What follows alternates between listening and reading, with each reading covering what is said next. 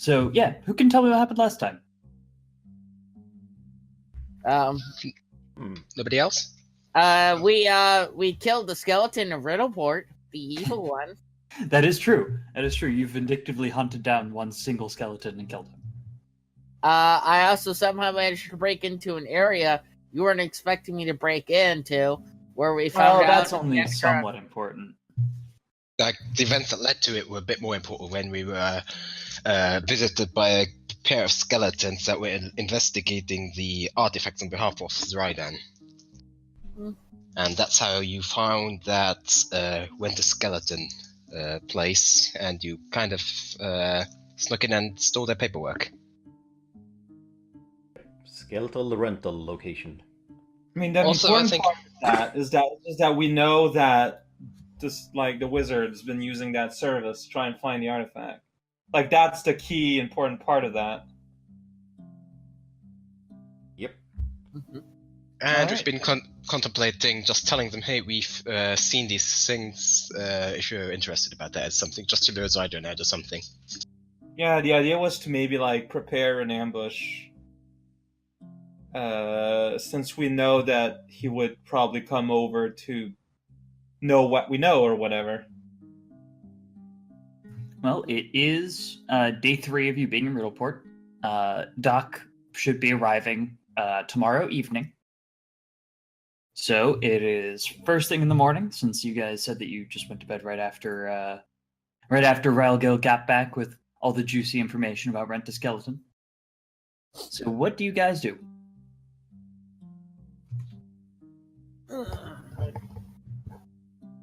That is the question. But we wanted to wait for Doc to see what he has to say about the situation. He maybe might have a better idea, potentially. But other than waiting for him, I'm not sure. I don't know if we should make sure that he's still, like, at one point he might stop using the skeletons, and if he does that, then our plan kind of falls through. Mm-hmm. So I'm Well, wondering... that implies that it would happen like within 2 days, which, granted that they should be aware of the break-in might happen, but not too likely, I think. Like, I'm wondering if, like, so Doc's supposed to arrive on the morrow. Like, I'm wondering if we could just try and tell a skeleton that, yes, we do know about things now, because we know the wizard is kind of a ways off in the Ring Island. He wouldn't appear here suddenly. It's not that far either. We're probably taking less than a day, I think. If he... Well, the question is, how fast does he receive the information? Is the question. There has to be some kind of delay there. Spell. They've got magic for that, I guess. Yeah. So you do recall, recall that Farron's actually mentioned that it was pretty far south in the Ring Isles. So okay. That probably means that you've got at least a few days of travel between there and Riddleport, if not up to a week. Huh. Okay. Yeah, that's what I was remembering. Also, what I'm concerned is, how would we prepare for the ambush? Like, we know he has Dimension Door, so maybe there's like some sort of Monster Hunter style paintball that we can throw at him so we can track him down. I don't know. If he'd be summoning undead, I'm not too concerned about, because I've got channel energy, so that would help a bit. What else can he do that might be an issue? Anything that we can prepare for, basically. That we can... Can you Dimension Door if you're grabbed? Yeah, it doesn't have a somatic component. And the thing that's grabbing you doesn't get teleported either or anything. You untouched objects or other touched willing creatures, so I suppose if somebody grabbed it and it would be willing, depending on how you interpret that. Because here's the thing, I could have Pineapple grab onto him, because then if he teleports, I'm gonna know where he is instantly. Like, immediately. Mm-hmm. Mm-hmm. And keep in mind that you do have his entire spellbook as well. Yeah, So that's you why I've been thinking. You can probably go through that in order to figure out what other stuff he could possibly do.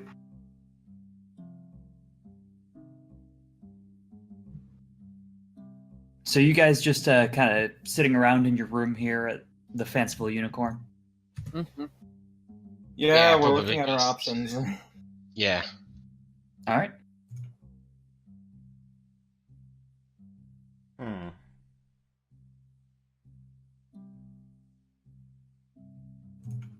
Let's see, where is it?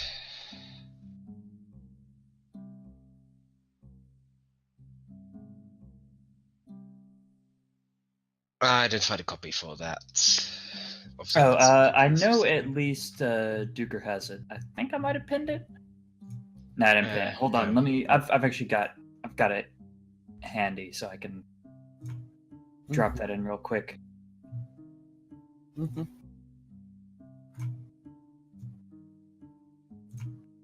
All right, there you are. Oh, so that's how you spell his name. I thought it was spelled with a Y. Nope. That's good, John.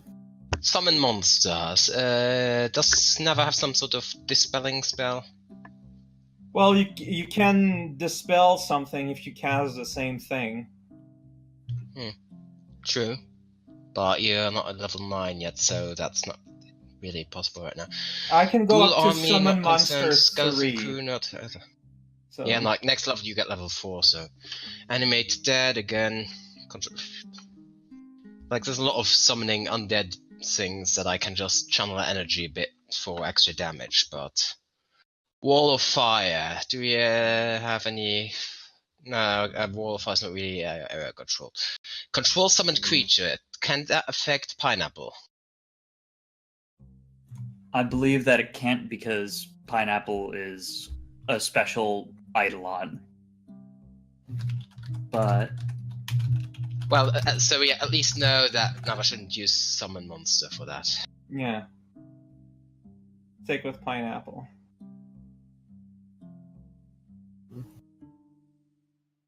Pineapple forever MVP.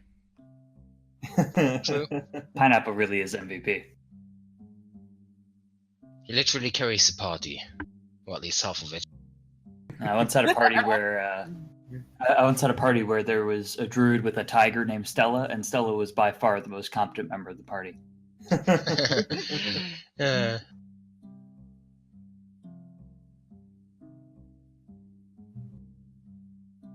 Fear is not an issue. Paladin Aura. Gears is concerning. But doesn't Geese take a little bit to cast? It's like a minute to cast or something, right? It takes 10 minutes. Yeah. Alright, yeah. So not an issue. Okay, alright, so most of the spells are either direct damage or confusion, and confusion is probably the most dangerous thing on his high level spell slots that I see so far. And the summon monster. Alright. He has hold person and suggestions, that's concerning. And So you actually hear a knock on your door at the end. And yeah, it's just 2 swift knocks on the door. does it sound the same as the last time? It doesn't. Last time was kind of a more uncertain sounding knock. This one's pretty hefty knock. Okay, I am gonna peek out the door. All right. You peek out the door and you see you see the guy who's the bartender when you guys first checked in. He's a dwarf with a vest on, and he's real beefy. And he actually pokes his head in and says, "Hey, gentlemen, just let you know that because you're staying with us a third night, you are actually entitled to a free breakfast. What would you like?" What's the local flavor? Local flavor? Well, we're real big into scrapple here. Lots of hashes. Ooh, that sounds nice. Yeah, honestly, Yeah. that sounds all right. Yeah. All right, I'll bring on up a big pile of hash. Any eggs, juice, coffee? All of the above.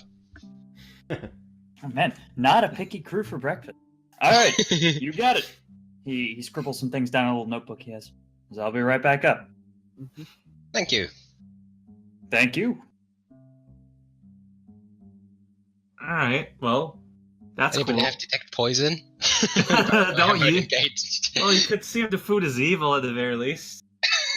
I don't think food can have an aura of evil, can it? Well, But- depending on what you put in it. Let me check to see what the motivations of my food are. Look, maybe it's hash made from evil potato. You never give me know. A couple hours. Give me a couple hours and I can prepare detect poison. Honestly, I don't know why I didn't prepare that like every day since it's Riddleport, but yeah.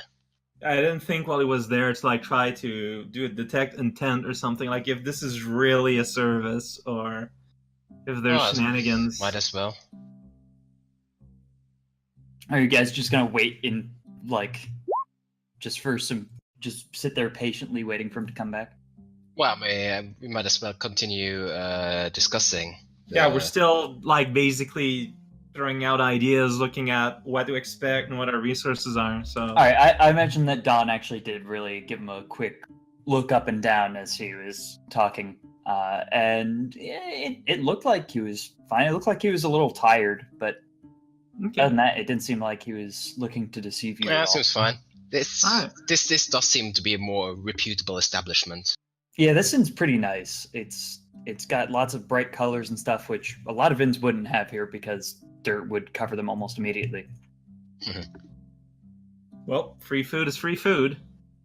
We're probably gonna tip him anyway. Seems like the right thing. Oh. Black Spot is a pirate curse. Yeah, Black Spot's real mean. Yeah, +2 bonus on attack and damage rolls against targets. Oh boy. Duration -4 permanent. on saving throw against death effects. Does he have death effects?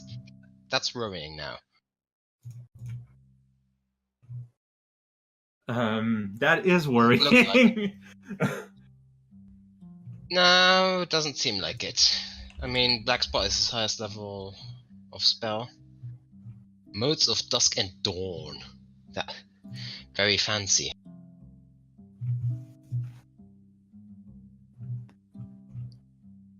I had fun putting together the spell list. Yeah, it seems so. He sure likes his dead people. It's almost like he's some sort of necromancer or something. That could be because he is. Protection from arrows, communal. Well, fuck you too.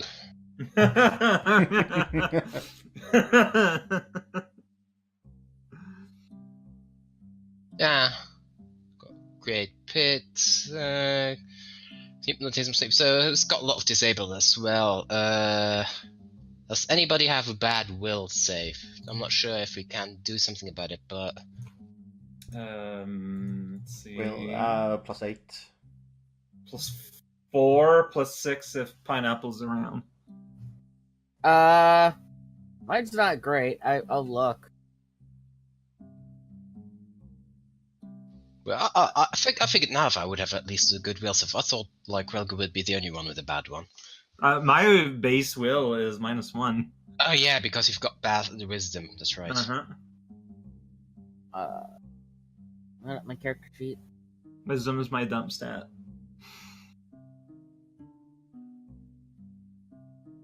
Which I just feel is appropriate with how I play.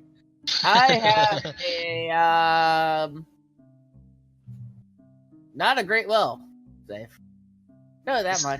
It's a shame that you're a melee guy because otherwise we'd have just I have stayed a behind plus- cover. I have a +1 as my will save. Maybe it's +2. No, Wow, it's worse than not mine. Wow. Okay.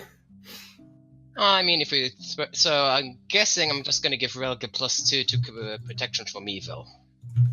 If we're gonna do this, so that's the plan, I think. So I'm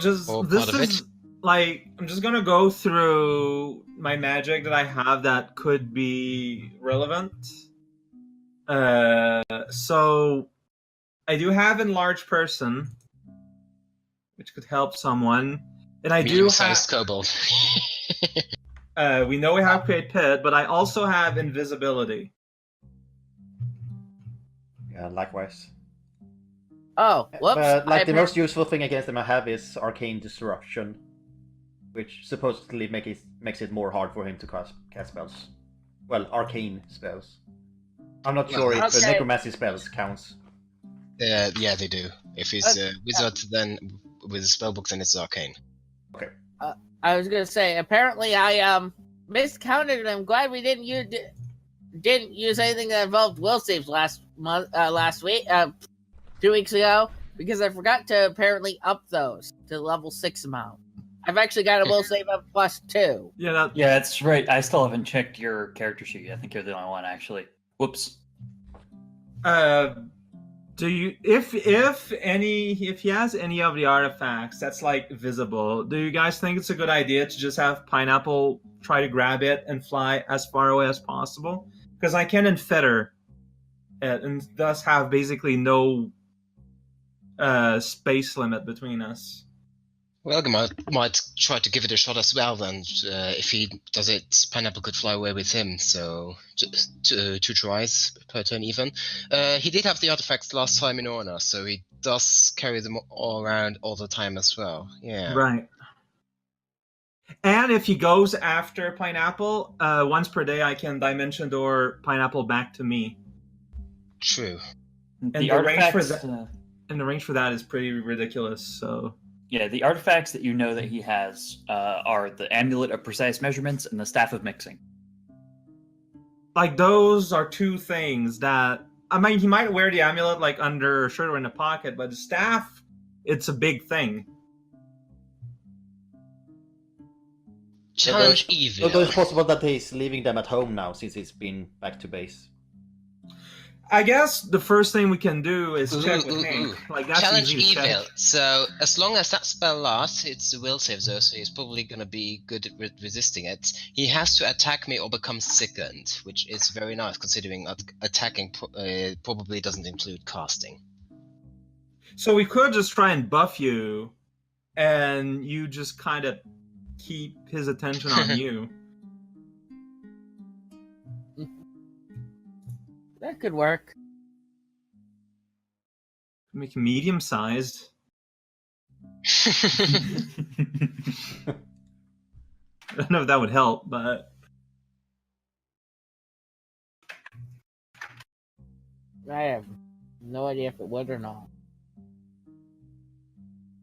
Now, as you guys continue to talk, you actually hear another knock at the door. It sounds very similar to the one that you just heard.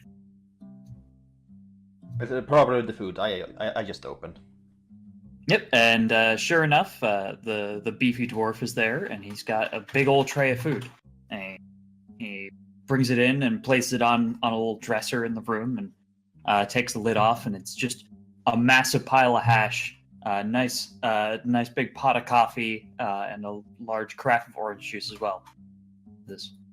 Enjoy your breakfast, gentlemen. If you need anything, I'll be downstairs. Here's a tip. I'll give him a silver coin. Oh, thank you. Much appreciated. Enjoy your stay. Thank you. Food. Once it's gone, like I'm not expecting anything, but I'm still just out of habit gonna just detect magic to food. You actually do detect a very slight amount of magic. Oh, like just trace amounts, or there's clearly some magic in this, but it's very weak. Probably just prestidigitation just to make it taste better. I mean, that's my guess. I'm still not gonna take any chance, just in case. I'm gonna take a bite. I've got the best saves. Well, I'm still gonna spellcraft just to make sure. Are you just gonna take a bite anyways before even hearing? No, if Neva declares the intention to do this, I'm of course gonna wait. Yeah, you're not sure. You can't quite tell what it is, but you can tell it's a weak spell. I know magic. I don't really know food. I'm Food gonna magic. taste. Yeah, Alright. I'm also gonna Oh. make an attempt. I imagine Don just has like a fork full of hash and keeps bringing it close to his mouth, and you guys just keep going, no. Yeah, no, actually, let me take a check. it is a small enchantment just to make it taste a little better. Taste enchantment. Fair enough. Although it's kind of disgusting how magic has been reduced to this. And just artificial flavoring. And back in my Other day, we than only that, you used just- real flavors. Back in the day when everything tasted like rat poop. Yep. All natural crap poop flavor. It was And we gross, liked but it we that way, damn it. yeah. Alright, well, let's dig in then. Mm-hmm. Yep. So I just imagine you guys all like sitting on the bed around this spell book, like shoving your face full of food. pretty I much like it. I like that image a lot. I guess that's my part of the plan basically prepared for, so I think just the protection against evil on Relgil and compel hostility or challenge evil for just in case if it can. Actually, compel hostility is probably better because it. Wait, overcome spell resistance and the creature can attempt a will saving throw to ignore the compulsion, but it lasts several rounds, and it doesn't stop. If he makes it, it's probably a better thing than challenge evil, which just stops when he makes a will save. Mm-hmm. So yeah, while you do that, with Pineapple, I'm just gonna try and get the relics from him. I can buff Pineapple as well with Magic Fang, or what that was called. Yeah. Mm-hmm. So it's just the idea is try and wrestle the stuff from him. Like I'm probably gonna stay a little bit away and hidden. Like I don't need to be there. Just playing the support caster. Yeah, basically, and while guiding Pineapple, like Pineapple's gonna be my presence there, really. Try to steal his stuff while you keep him preoccupied. Like, there's no, like, we don't have to try to kill him or anything. We just want to get his stuff. Yeah. But that is true.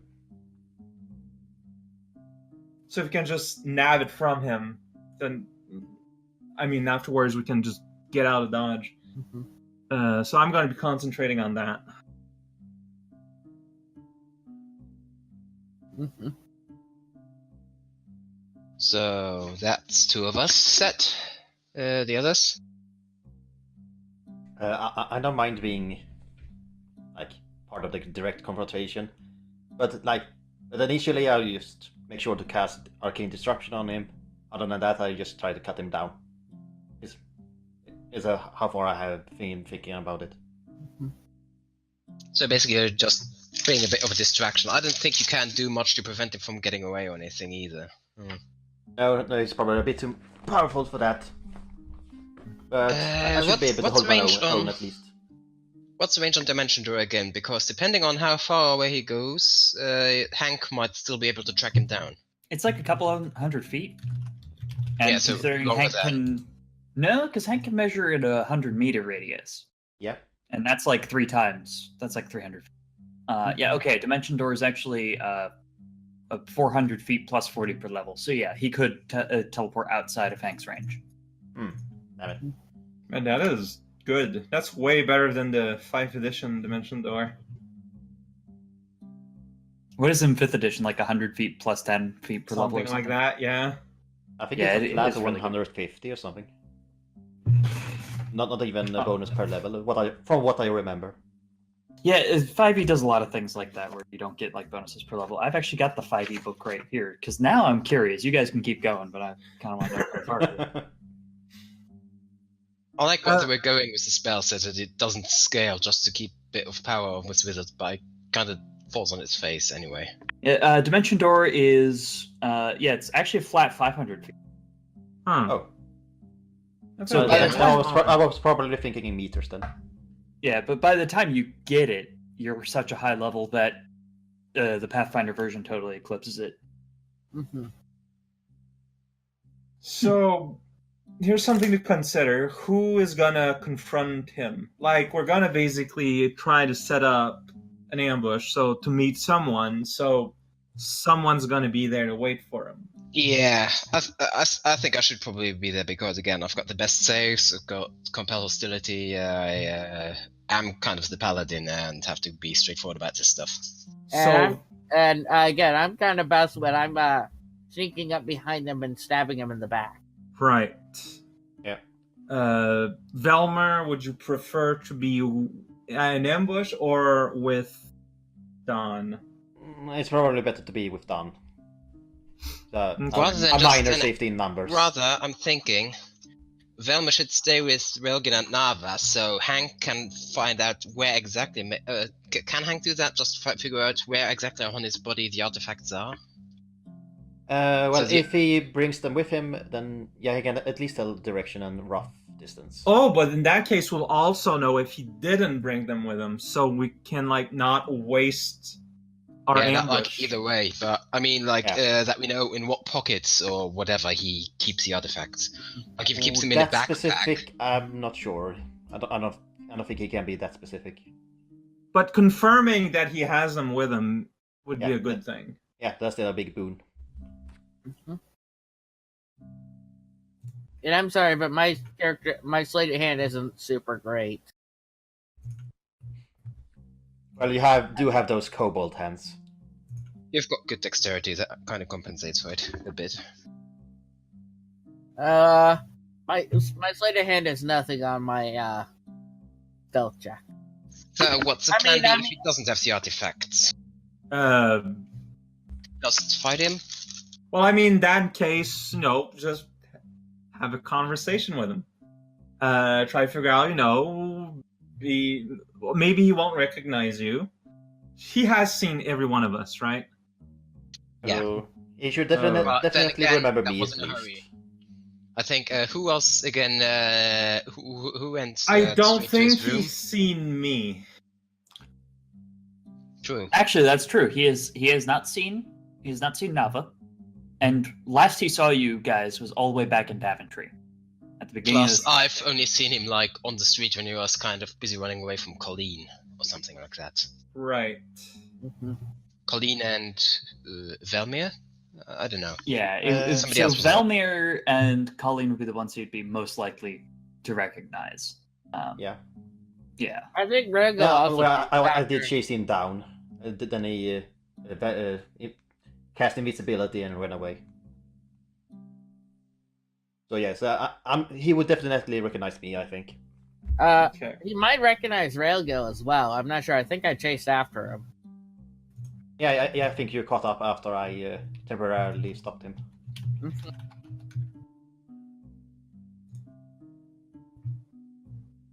I mean, a ninja kobold is also something memorable. I think that kind of plays against you a little bit. If you could see it. That's the thing, though, yeah. Fair point. I'll just make sure to stealth my way over. Plus 18 to stealth. Good Yeah, luck. Do you have hide in complete. plain sight? Or no, wait, you can't. I didn't remember how stealth works. Forget. I think Ralgil has something similar to hide in plain sight. Well, there should be plenty of corners to hide behind. So Yeah, the I mean, question that's is just if you can move around. we're gonna decide where the meetup's gonna happen, so just gotta make sure it's a place where you two can hide, because Velmer should not stay with Don, because he's gonna be maybe recognized. How about the skeleton alley? so Fencer doesn't have to reuse. It doesn't have to redraw the area. Just reusing assets. You could go right to that area. That does make my life slightly easier. Yeah, but it's totally not suspicious to go, hey, let's meet in this weird dark alley. I mean, it's Riddleport. Yeah. Everyone meets in dark alleys, apparently. And I don't think he minds the privacy of a alley.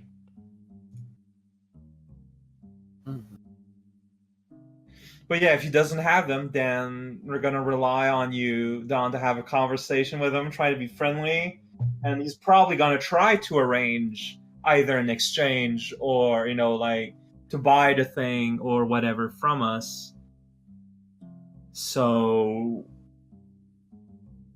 we'll meet another time, and just as a reminder, I cannot outright lie, so I'd have to build a very convincing story somehow.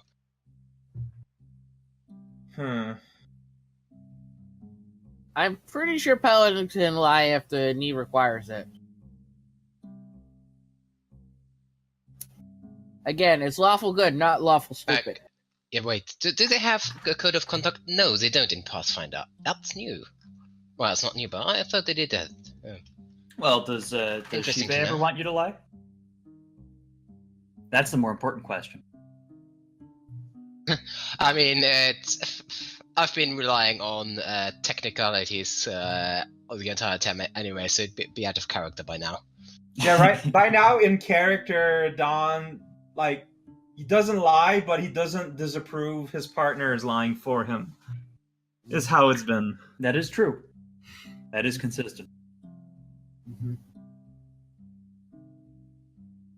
In that case, I could stay with you. Yeah, but either way, what would we be offering for the exchange? Like, what would we get out of it?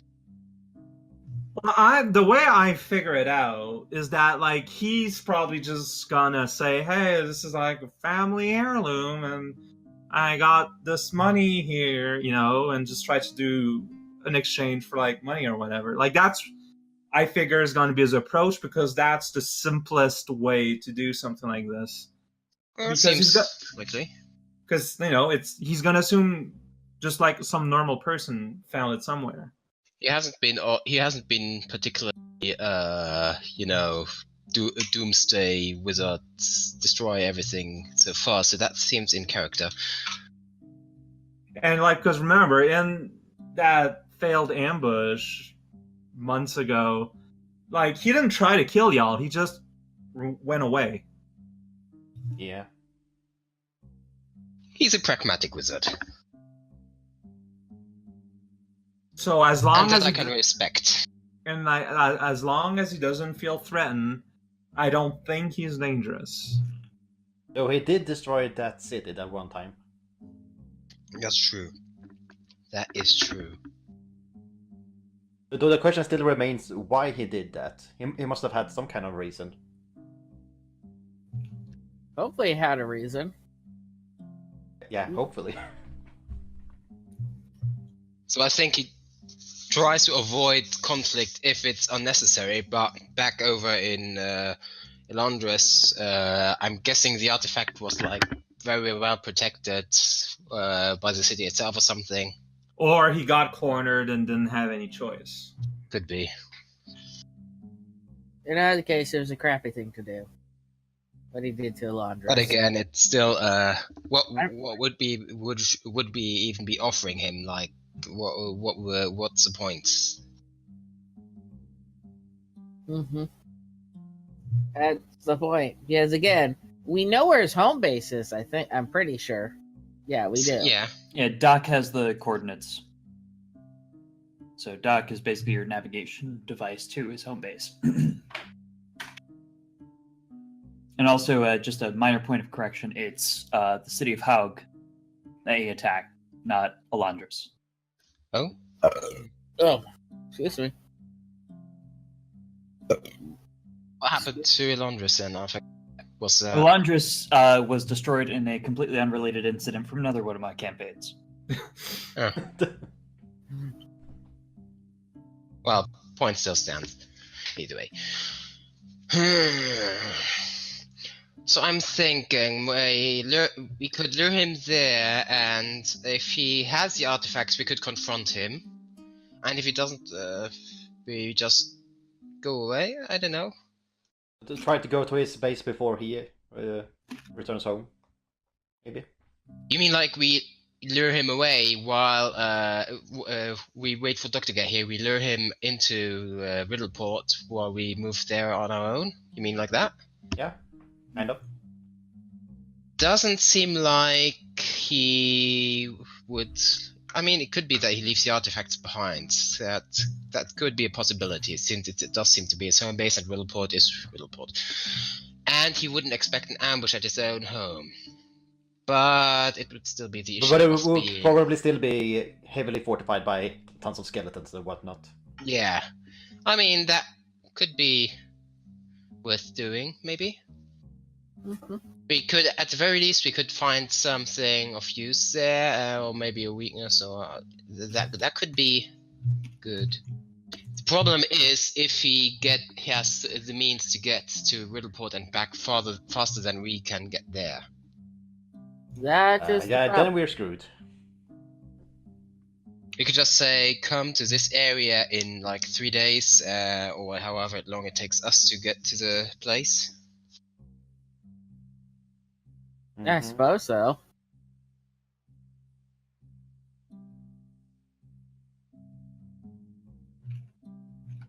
Actually, I'm liking the idea just to rob his place.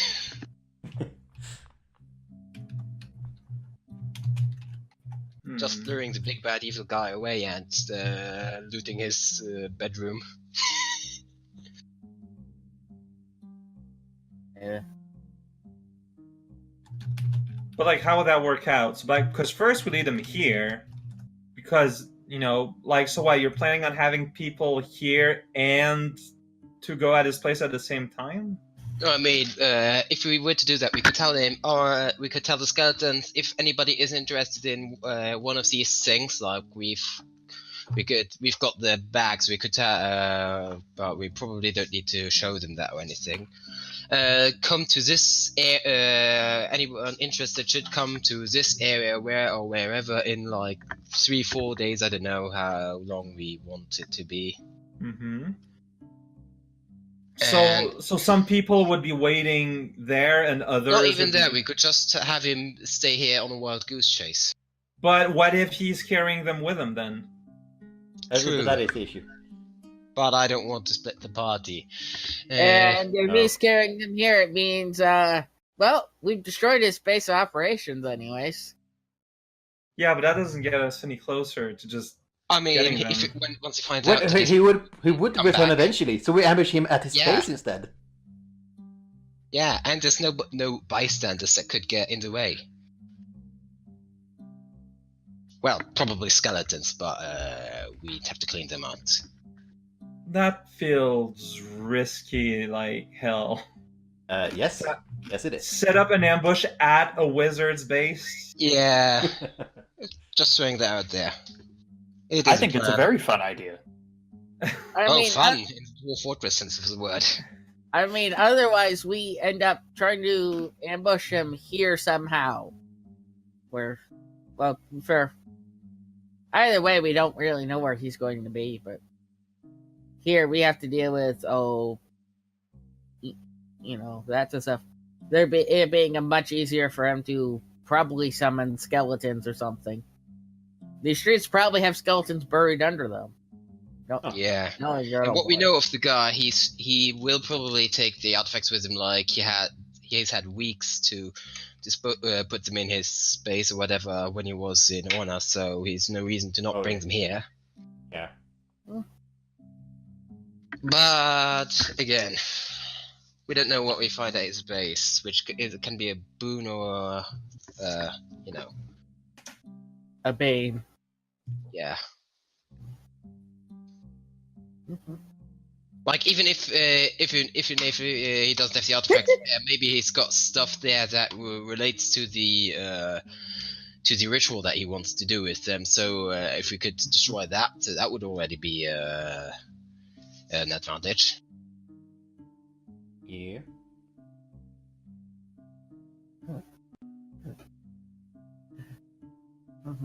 Well, I suppose we're just gonna have to go over. We're just gonna have to find one of those skeletons then, if What we Everyone's need to used to. do is we go get our dragon friend from Post Sugar Island and say, hey, would you like sinking this boat for us? The ghost boat. Although I'm honestly not sure if the dragon would do that for us, and She's got a baby to take care of. Pretty Probably. sure I asked them, like, if we ever needed their help, if they would be willing to. They just said sure if we find a way to contact. Yeah, that's basically it. Dragon has basically said that. Yeah, I'll help you out in the future if you really need it. Just let me Dragon know. Ex Machina. It's Chekhov's dragon in this case. Because it was seeded earlier. True. So that's 2 plans roughly. Any other ideas? Just going to that island, getting that dragon without the sugar thing happening would take roughly, 3 days total? It took like 1 day to get there last time. Plus maybe another day to get to the cave. Yeah, it'd probably take about 2 days if you departed immediately. mm-hmm.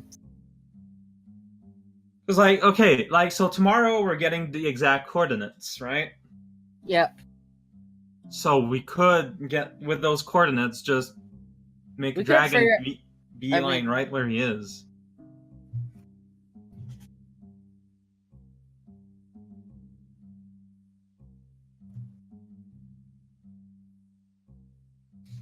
I think we should vote just to see. Should we ambush him here or wreck his place first before ambushing him there? I mean, I think we should at least wait till Doc gets here. He might Yeah, have. that either way. But just like we need to do that so we know how long it would take us to get there, if nothing else. Yeah. Alright, yeah, I don't think it makes much sense to vote now then. Like, we should wait Yeah. until we actually have all Like- the information we're gonna have. that's true. Mm-hmm. So are we just killing the rest of the day? Only it's probably noon by now after all the talking we've done. Yeah, I'd say it's like 11:30 noonish. I mean, I that probably pissed off some of that best necromancer business, or at least got them in hot water, which is nice. Oh, them losing some documents and such stuff. Yeah, but that's just upsetting, like, a businessman trying to make his living. Businessman trying to make his living with skeletons. Yeah, I mean, Mm-hmm. no one's using them. I'm pretty sure the people those skeletons, the families of the people those skeletons used to belong to aren't very happy. I mean, what they don't know. Yeah, a place like this, you really don't know. Maybe they donated them. I could see that happening. Like, Auntie's died. Can we get like gold coin for this? Any Honestly, necromancers yeah. looking to buy a skeleton? Looking to sell corpse? 5K or best offer?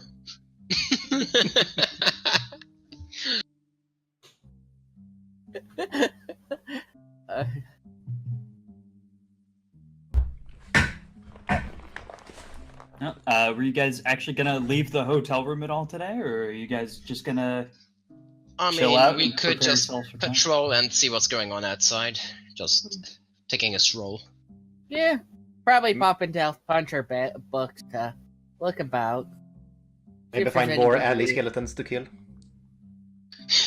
I mean, yeah, like, just as a way to spend time, like, I would be flying around, but I wouldn't, like, go out of my way to, like, get into trouble, depending on anything. I could see that's interesting. All right, so you guys aren't traveling together. You're just gonna wander throughout the town, maybe pick up some dinner, swing by some bars, see if you can pick up any info, stuff like that. Yeah, Yeah. basically. All right. Who's traveling together and who's traveling separate? Hmm. It sounds like Nava wanted to travel alone, possibly. Well, I mean, Firefly. unless anyone else can fly. I mean, there's space for two on Pineapple, but not really much of a. Yeah, I think we can just go on our own in this case. It is a big city. Yeah, cover more ground, and it's not likely that we are gonna get into an encounter. Probably, maybe. All right, so maybe like Relgil, Velmir, and Don travel together, and then Nava just goes off on her own. Yeah. I was gonna. Okay, I was gonna just kind of go wander off on my own as well. And I mean, you can totally do that. That works too. Everybody's Alright. just wandering off on their own. Yeah. Yeah, just to get yourselves out of the hotel room for a bit, because it's Yeah. a nice hotel, but the colors make your eyes bleed a little bit. It's very like bright pastels everywhere. Mm-hmm. So yeah, I want everybody to roll me perception checks. All right. And not a bad roll for once. ROLL20. What? Oh. Yes, Faye, I play on Roll20. That's me. I mean, Damn. very useful. Let's see what I mean, Pineapple... 5 can see some things. At Yeah, least. so Nava's just like, I'm just gonna chill, and you don't even pay attention to anything. You're just like enjoying the sea breeze. You maybe fly up to the top of the arch and sit and just watch the boats come into the docks. Pineapple's in the same mood set. Yeah, just in like let's chill for a bit. Maybe you swing by Fantasy Starbucks and get yourself a nice fantasy tea and just sitting and relaxing with your basically day off. Man, chilling on that art would be pretty rad. Oh yeah, you can see everything from up there. In fact, I'm gonna say that there's some mages. There's actually a Tengu mage. You can tell he's a mage because of the Cypher Mage college robes that he's wearing, and he's actually sitting atop the arch as well, but a good distance from you. As to like, it's clear that he's giving you space in order to enjoy your time on this arch, but you can tell that this is probably a place that the more airborne members of the city probably like to hang out at. Oh, Great minds think alike. I'm gonna say that Relga, you just noticed there's more skeletons around town. You just noticed that, like, you noticed a few yesterday, but in your wanderings you saw like 5 or 6 skeletons today. Maybe Are they're they- looking for are- something. I tail one of them briefly to see if they're asking people about the artifacts. How do you get the chat box and follower info on OBS? Could never figure out the chat box thing. I can hear that text to speech you got there. Oh, I'm sorry. No, it's fine. It's fine. It's actually kind of funny. Just if you could just drop down the volume on that or something. So I didn't think it would pop out through Discord. no, it's actually pretty funny. It doesn't bother me that much, but just I just had it enabled so I could interact with chat more. and hear chat going. Nah, I get that. Hi, Twitch chat. Anyways, right. So, are you actually? How are you acting around these skeletons? Because a bunch of them saw you last night and shrieked at you loudly. Yeah, that's what I was thinking. I am going to go and use stealth. All right. Yeah, just roll me a stealth roll for generally getting around town. Yeah, that's good. Nobody notices you. You're I invisible. mean, he's a minority in a ship town. He's going to stealth everywhere anyway. Just Oh so- yeah, no. Yeah. This town is a mess. Everybody's got their own stuff going on, but even so, you blend in even more. Like, if you could hide in plain sight, you could be standing like among the fruits in a bazaar, and somebody would probably think you're a barrel. So yeah, you're basically invisible, and proper so you're ninja. having a great time wandering around town. You're having a lot of fun hopping from cover to cover, hiding in the shadows, skulking around, and you follow some of the skeletons that you see today, and sure enough, they do seem to be asking around for. Some of them seem to be asking around for the artifacts, but you also notice that some other skeletons appear to be holding a different picture. and you manage to snag a peek at that, and it's a crudely drawn picture of a kobold with goggles, drawn as if maybe a skeleton were drawing it from memory. It's not very good. Oh, it's awful. These skeletons are not artistes. I mean, they're trying their best. These skeletons do Can't not fault have for that. points in craft composite sketch. The poor things. And then, so finally, we get to Vilmer and Don. I was thinking I'm just gonna pick up some local gossip, maybe. All right, so you decide to go toward maybe close to the center of town. That's around near where the Golden Goblin Gambling Hall is. And as the two of you are passing by the Golden Goblin Gambling Hall, you actually see that there is a small squad of about 7 ruffians. They appear to be shouting at a squad of 5 skeletons dressed in varying degrees of eccentric clothing. One is wearing a leather jacket, another is wearing a corset and a miniskirt with clearly poorly tied to its bones, and all of them are wearing top hats. And they're just these ruffians are just shouting at these skeletons. Boss says a lot of you got to scram. Ain't no way you ain't cheating with the way that you're winning around the table. And they're just shouting at these skeletons, and the skeletons don't seem to be like registering any of this. And so they just immediately start walking back toward the casino door. And the ruffians just immediately jump them. And the crowd just makes an immediate big fight ring around these like basically bouncers fighting this team of skeletons in top hats. I tried to find some popcorn and then sit in it and watch. I imagine you like snagged some popcorn or watching from one of the rooftops or something. Don Velmer, are you gonna do anything about this? I just gotta mean, sit I'm thinking enjoy about it, or you jumping into the fray just because of it, but nah. I mean, they're just, I don't know what exactly is going on there. I don't want to get into a fight that I don't know what's happening. I'm assuming it's a fist fight though. That's not as interesting as a sword It's fight. probably not going to be lethal, at least not on the side of skeletons. If you, I don't think they would appreciate me running in there with my sword. Yeah, none of them have actual weapons. Yeah, so I'm just gonna watch.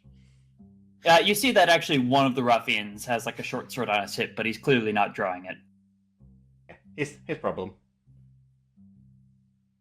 So you just see this fight just going on, and eventually the ruffians take it, and manage to like some skeleton arms and legs pop off in the fight, and eventually the skeletons just skulk away, and a lot of the ruffians stand up and dust off their coats and say, "And don't come back until you feel like playing fair."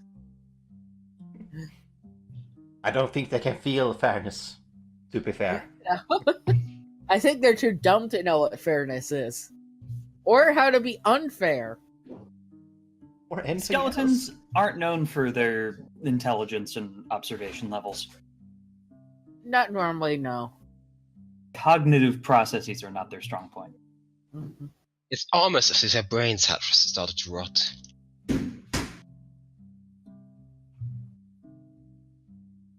So, did you guys want to do anything else while out for the day, or were you just basically good and gonna head back to the inn?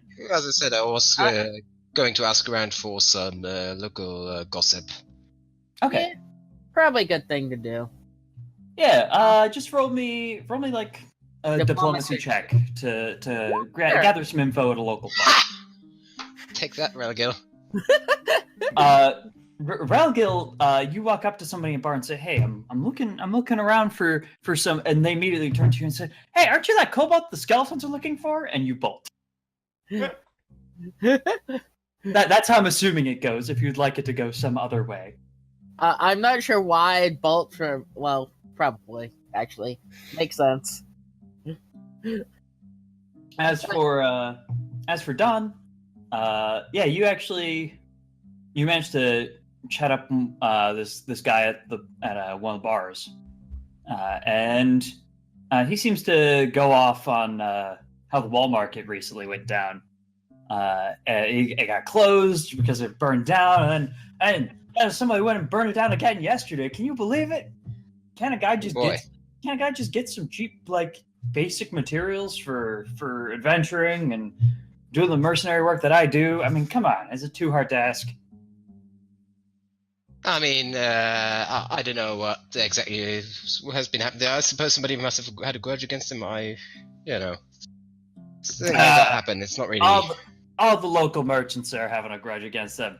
I'm telling you, those guys are just jealous that they can't get the profits the wall market can.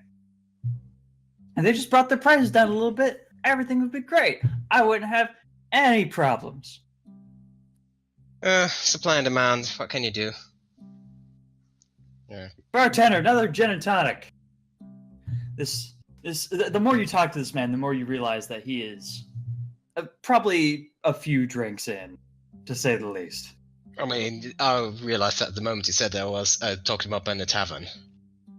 That's fair. But he only had one glass in front of him, but he looks like he's drank a lot more than just one glass.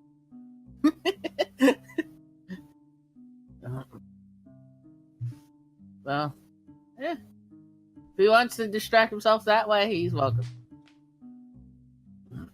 Yeah. And the guy's actually an elf with black leather armor, and he's got a sword on his back, and he's got an eye patch. It's got an eye patch. Be careful. Might be a wizard. He's also wearing black leather. He's probably a dark hunter. Oh, well. I don't know what that is. Yeah, I figured you wouldn't get the reference. Well, if that's all the gossip that's going around, we already know about that, so... Yeah, other than that, like, that seems to be what everybody's really talking about right now. Some people are upset about it, some people are, like, super gung-ho about it. They're so excited. There's lots of rumors like, oh, maybe they just won't bother reopening at all. Maybe Riddleport's just too tough of a town for them. You hear one guy talk about how, we should really have some sort of fire department here. They should wow, that's a good thing for one. And they should make that their town slogan. Too tough for hell to handle. That'd be a really good slogan, actually. So Wall Market pulled out of Riddleport completely? No, there's just a lot of rumors going around of, like, people going, oh, I bet they're going to leave now that their shop's burned down twice. The one guy who's complaining about no fire department, he's like, yeah, Daventry has one, Zreal has one, I don't know why we can't have one. Probably. It's ironic. They're so close to the sea, I know, right? You'd think it'd be easy. And then again, what do I know? I ain't no mayor or landowner or I mean, whatever. Does Riddleport even have a mayor?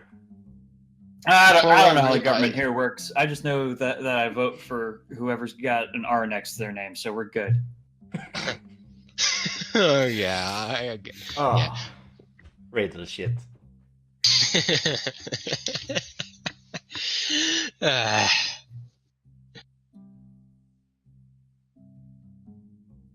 So yeah, nothing of note going on except that they're looking for a Wilgil, so he should probably stay in the room. And he should probably not be the one to contact the skeletons, I feel like. Or open the door. Or... No. Well, I mean, I probably could sneak back in there, but I'm not sure why they're trying to.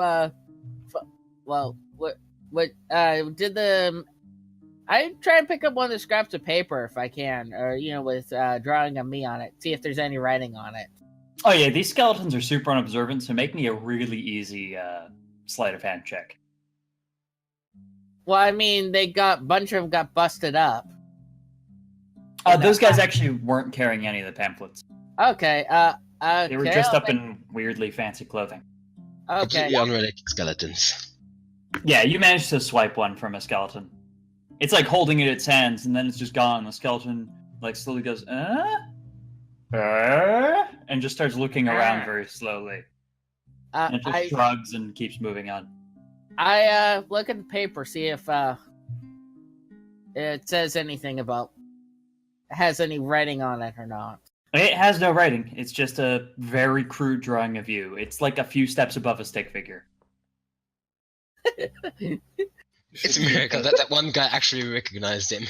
Like, if you didn't recognize it as yourself, you probably wouldn't have recognized it as a kobold. I'm not sure how that guy recognized me then, as being the figure in the drawing. I Beats mean, me. What? Oh. Wow, I got maybe really maybe that unlucky guy with had the my- opposite of prosopagnosia, like he recognizes every face.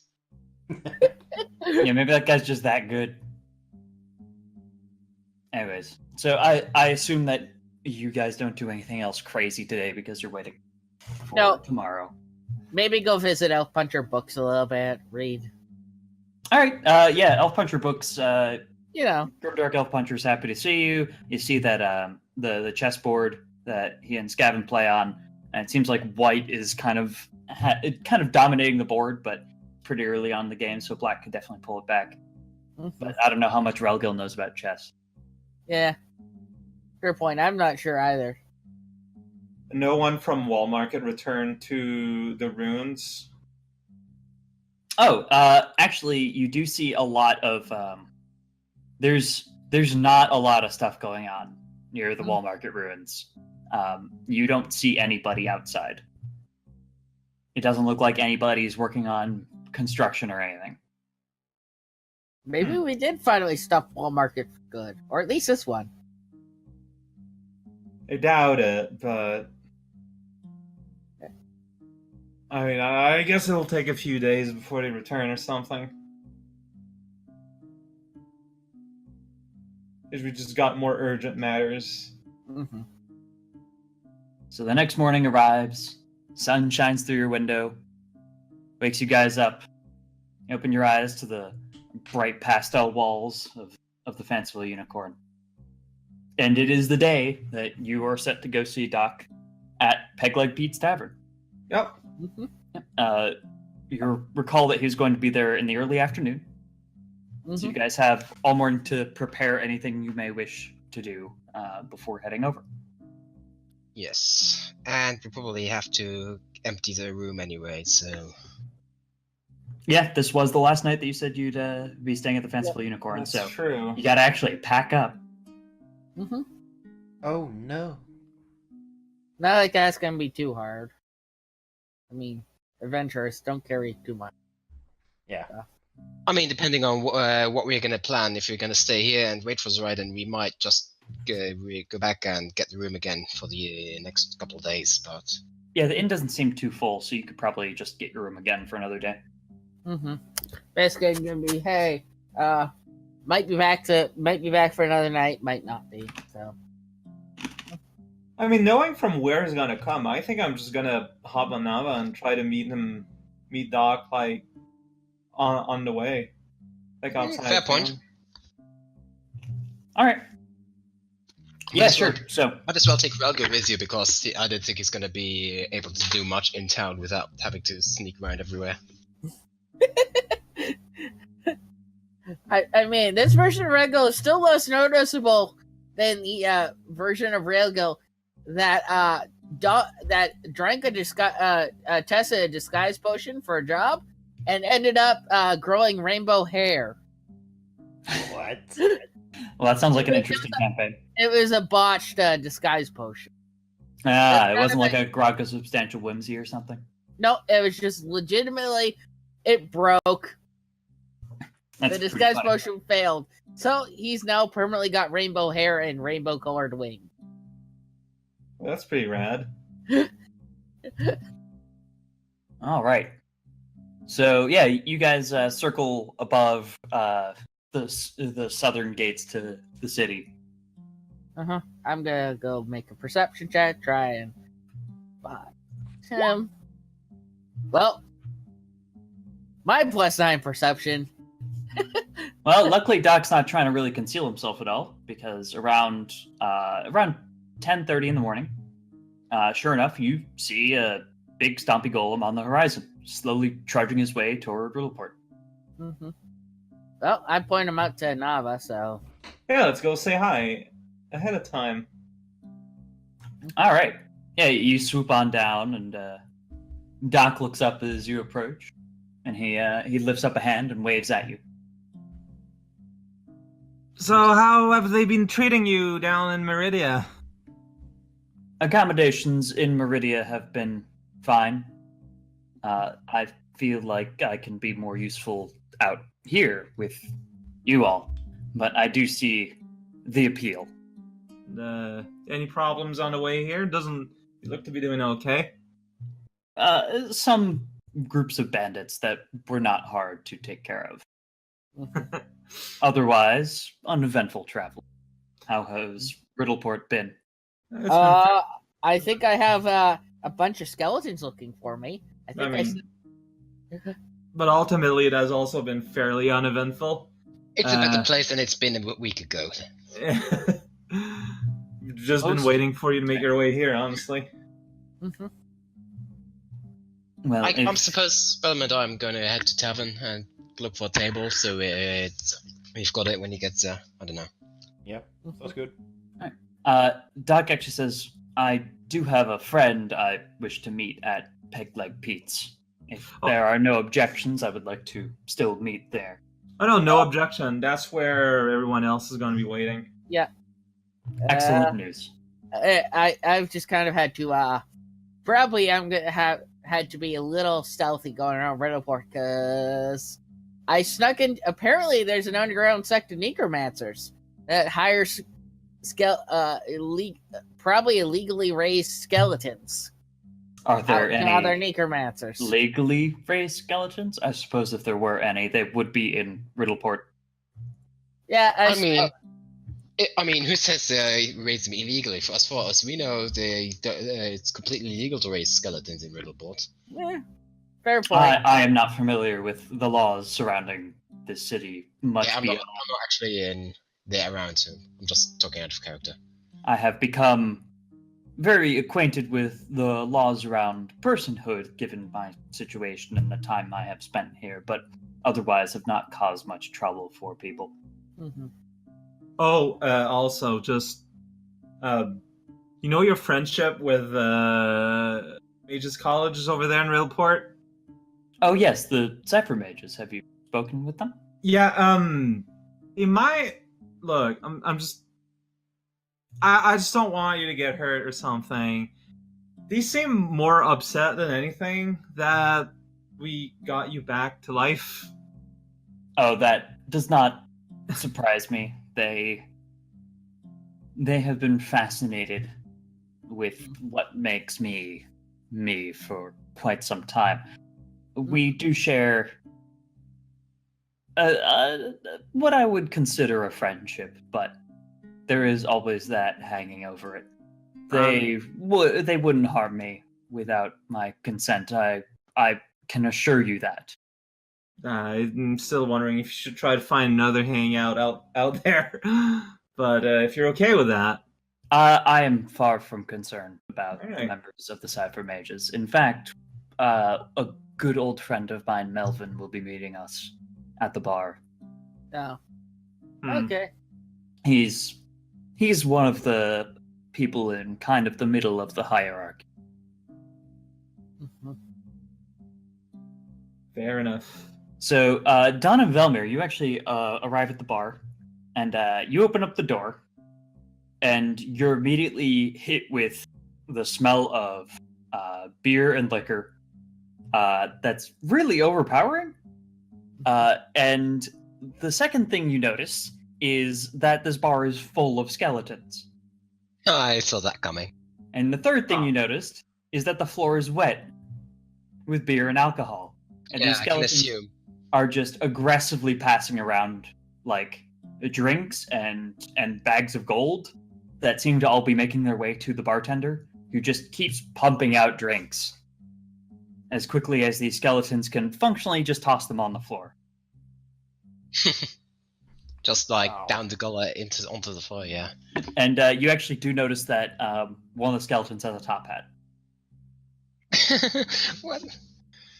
Is that maybe one of the ones that I don't think we would recognize it, would it? Would we? It looks like the exact same top hat of one of the skeletons that you saw yesterday. When skeletons celebrate, they celebrate hard. There is one non-skeleton in this bar besides the bartender, and that is an elf in some robes, sitting at the bar with a pint of ale in hand, looking very nervous around at this bar full of skeletons. I wonder why that poor sod is here. Is there a free table somewhere, or at least somewhere with enough place for 5 people? Yeah, People and the golem? there's space on the bar next to this elf, and there's also a table available. We're gonna go to the table for a bit of privacy. Yep. All right. And just probably about 30 minutes later is when the rest of the gang shows up, and you guys see the exact same thing when you arrive.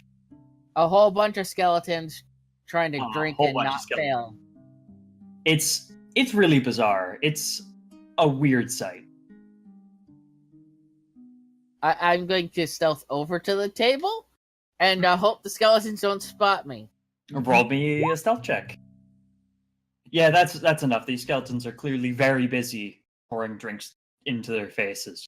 Something also tells me that these skeletons aren't working for the skeletons for hire, because I don't think those guys would get time off like this. Before Regal sneaks away, I'm just gonna tell him, look, I don't think I'm needed in this meeting. I'm just gonna hang out. You might as well come again. We're having a vote and that sort of stuff. This is kind of too weird for me. Doc turns to you and says, I understand the circumstances, but I would like you present as we discuss our next plan of attack. I will talk to Melvin. Possibly we can change our locale. Mhm. And as soon as the skeleton touches me, I'm out of here. that is a fair assessment. And Doc starts trudging across the bar to the elf that's sitting at the bar.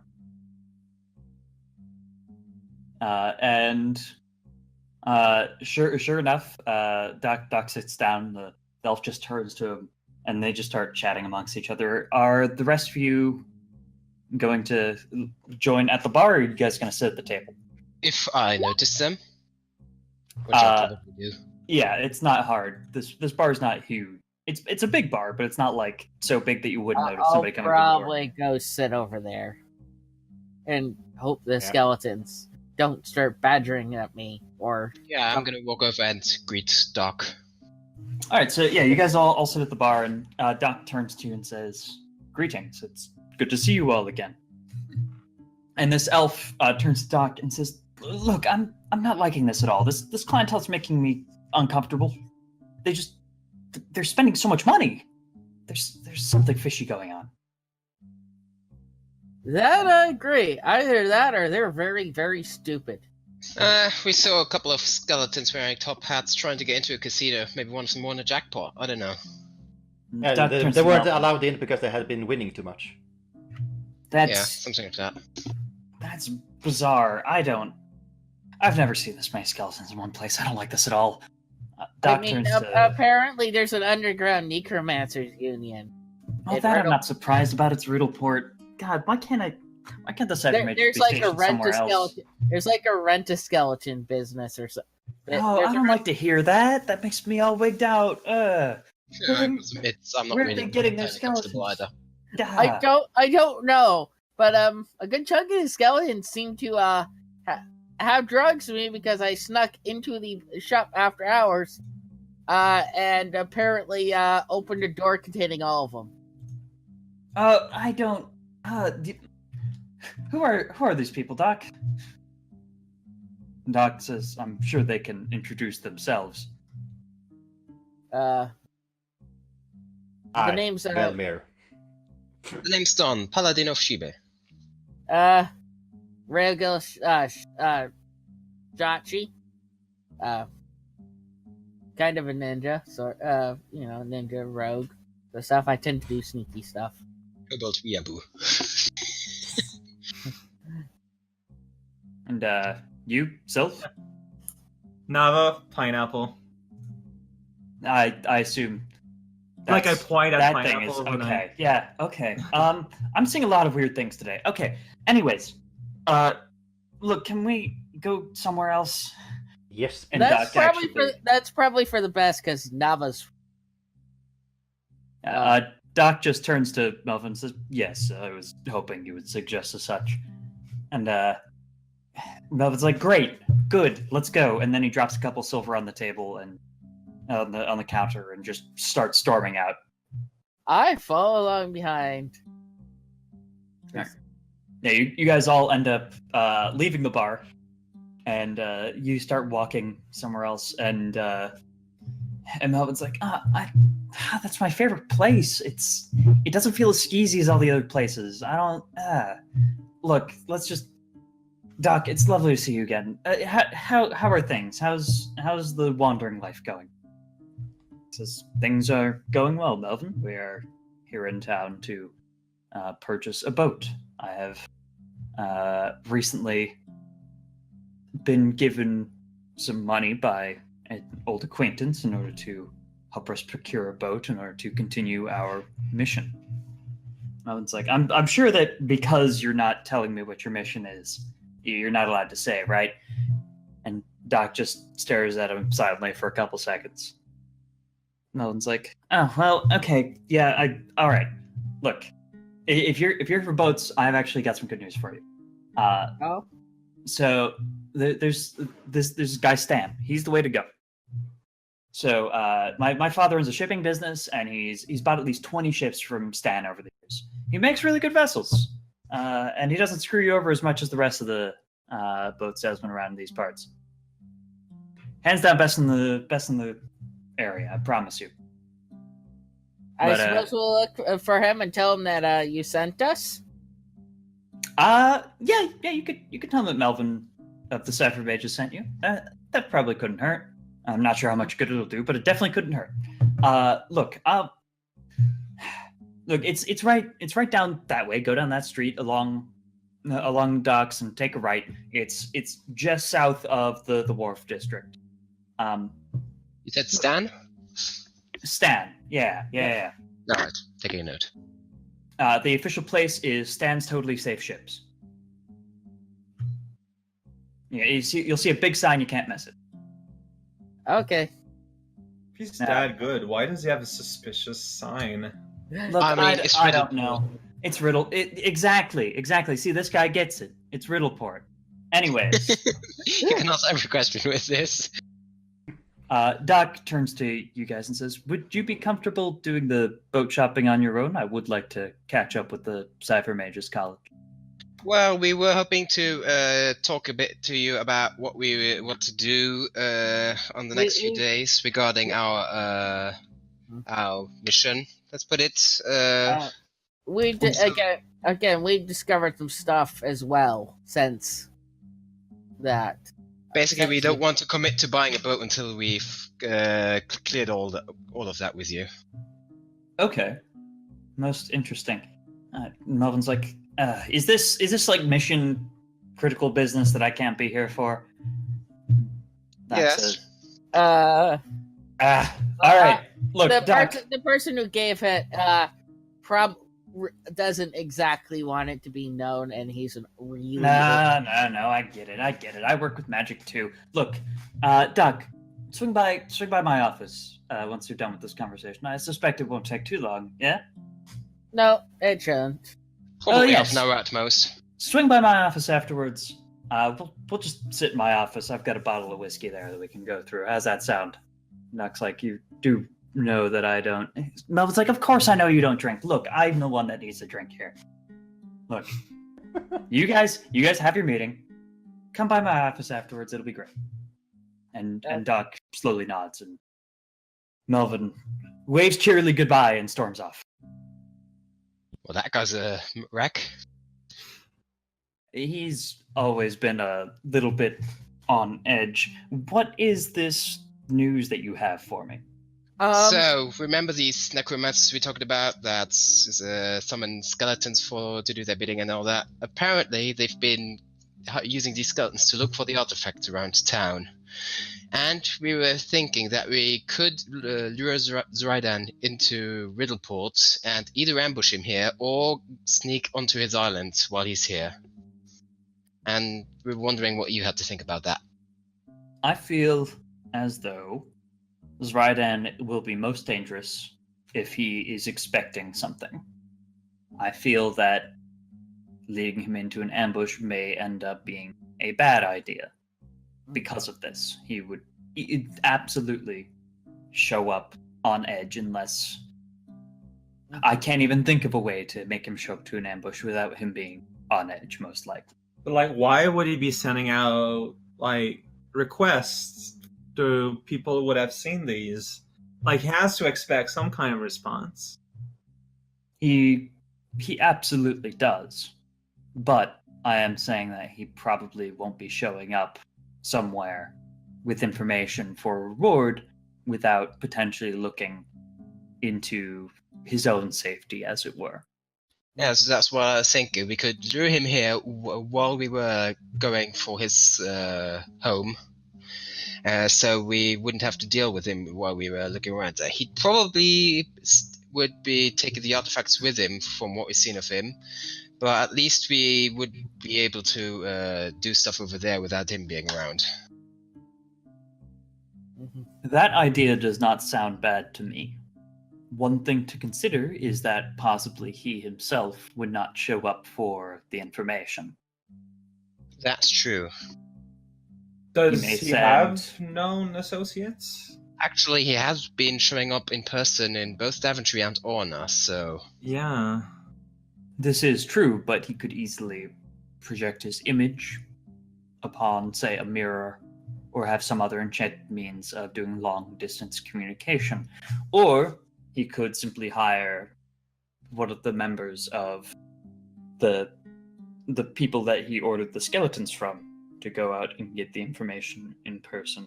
I'm not saying it's impossible or even too unlikely that he himself would show up. I'm just thinking that it's a large enough chance that to consider this possibility. Oh no, you've got a point. Mhm. But... As an aside, Zraidan. Zraidan versus a dragon. Who do you think would win? It depends on the age and strength of the dragon. Do you remember the dragon on the island where you got shut down? Arcturus. Arcturus could probably destroy Zraidan. It would. If Zraidan noticed Arcturus coming, which is very likely given that Arcturus is a dragon, Zraidan would absolutely give Arcturus a fight. But I do believe that Arcturus would win. Can in said invisibility affect a dragon? I don't see why not. I imagine it depends on the type of invisibility spell. Is there like an Do any of us invisibility? have invisibility? I have. A creature weighing no more than 100 pounds per level, and I think the dragon weighs probably more than 600 pounds. Yeah. Oh well. Was worth a thought. That's a funny limit, though. I hadn't thought of that. I mean, it's That would be probably very to funny. prevent exactly this kind of cheese. Let me turn this Tarask invisible. I'm gonna note that down. 100 pounds level.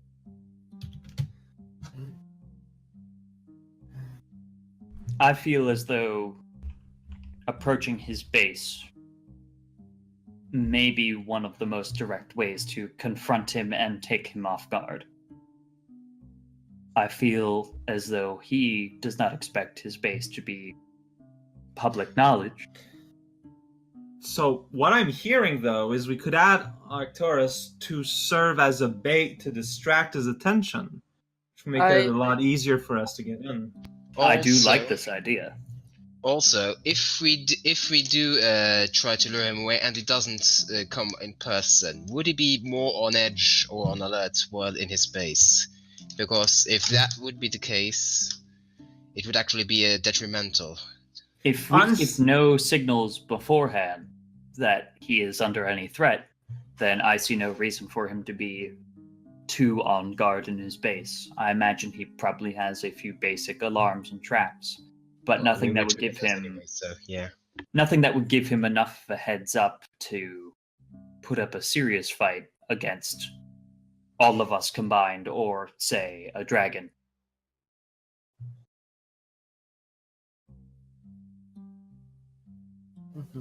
So you're kind of agreeing with this? We tell these these guns for hire that they should tell the Raiden to come to some place in a week or something. How long would we take it there? We pay Arcturus a visit, and then we try to get on his island unnoticed. So something like that sound right? Yeah. Where would Arcturus fit in this scenario? Well, That's That's the actually the question. point. That's the point, because again, I don't think Arcturus is willing to just serve as a simple distraction. Probably not. I mean, if Darth wants to do more, it certainly can, but What We could sort at of least ask. Arcturus might not Yeah. even accept. like I I asked mean, if they I mean- like I asked myself if they were if they wanted to help, and they said yeah. I mean, So- what type of dragon is Arcturus, anyways? Arcturus is a bronze dragon. I mean, we could ask if he can shapeshift into a human form. Probably could. I mean, there are stories. Probably. Of course, that would take like a couple of days at least for us to get from the Candy Islands to the Raiden's Island. I'm not sure if he was willing to. If any of you have knowledge nature, you can roll that to see if you know what kind of stuff bronze dragons are known for. I don't have nature as knowledge. The only Have a person point. that No. the only I person have. Oh yeah. There we go. Wow. Woo! You have a Yeah, lot. you don't know of any known bronze dragon shapeshifting. Like you haven't heard of you don't as far as you know, they're like really into controlling the weather. But shapeshifting isn't something that immediately comes to mind. It might be You're some just obscure not knowledge that I sure. just don't know. Yeah. But they can also like hide above cloud cover or something. Yeah. I mean, we could always ask if Arcturus can shapeshift. The only caveat is that they might not want to participate because they're protecting their eggs, but someone. That's fine. We can asking won't hurt. Yeah. I imagine if Arcturus is protecting a young one, then Arcturus would likely not want to leave Mm-hmm. his island for more than, say, 2 days maximum at a time. Yeah, that's what I was wondering. We could just like tell him, yeah, we're going to be at this island like 3 days from now. I don't know how long it takes for a boat to move between the islands, and Arcturus might be able to move that fast. I don't know how fast was Arcturus can almost certainly fly at least twice as fast as any ship that we get. However, it would probably be about 2, possibly 3 days journey for a dragon to fly from Bloodsworth Isle to Zoradan's base. What if So, we left too long, someone yeah. or something to protect The isles are that far apart? Oh. Yes, Zoradan's base is very south in the Ring Isles. Here, let me So pull up a probably world just map not again. worth asking. So let's say you guys pull a world map out. I'm gonna put a little dot on the map for where Doc points at the map to tell you where it is. Probably on that small pointy I one. mean, Yeah. we did have his map, so yeah, we do have a world map. We had Dryden's map. Oh, that's where. Hmm. Yeah, Yeah, that's kind of far away.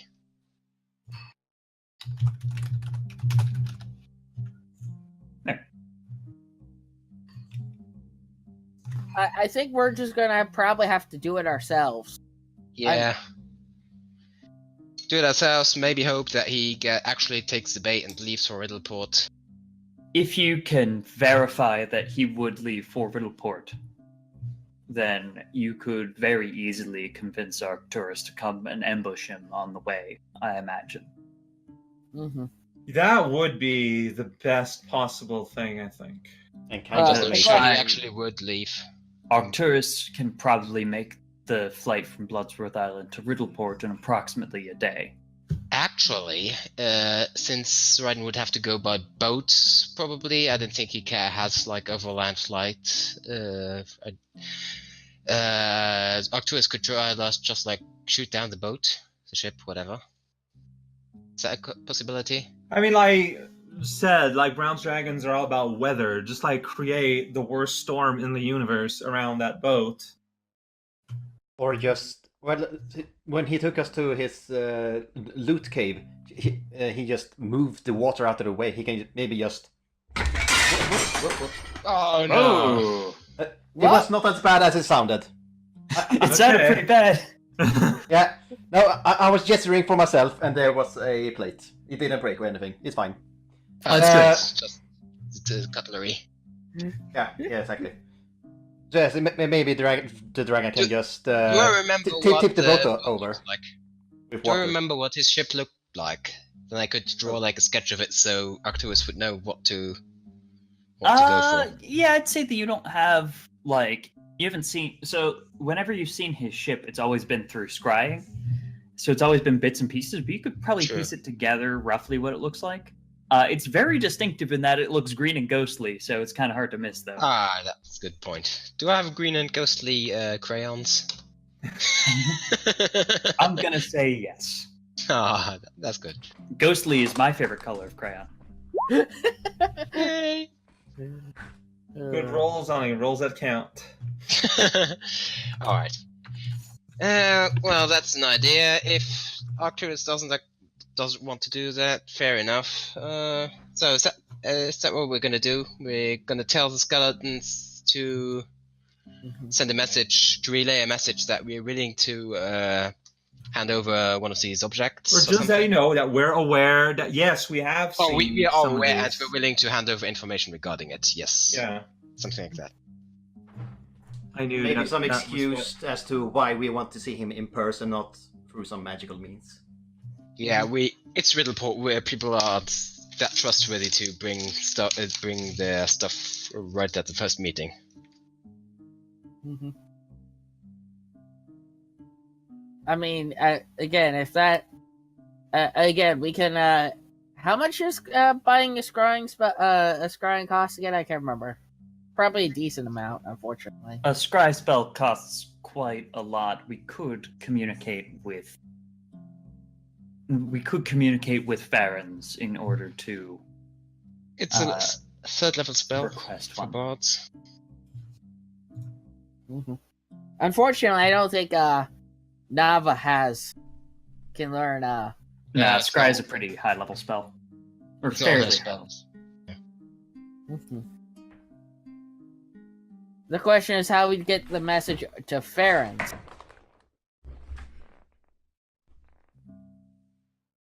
You raise a good point. Did Valmir, did you learn any of the long distance communication spells? No, I don't think there was any available to me. That I am able to learn. Oh, that is unfortunate. We may be on our own, however, I have been scryed a few times in my journey so far. I would not be surprised if I am scryed again, and if that is the case, I can simply inform Farron's via elaborate hand gestures that I would like to speak with him. That is, if it's Farron's that's been scrying you. That's probably fair. It has been Farron's that's been scrying me. I do promise you this. Well, if you're communicating by hand gestures, if it's somebody else, they wouldn't be able to understand it anyway. Mm-hmm. So that sounds like a plan.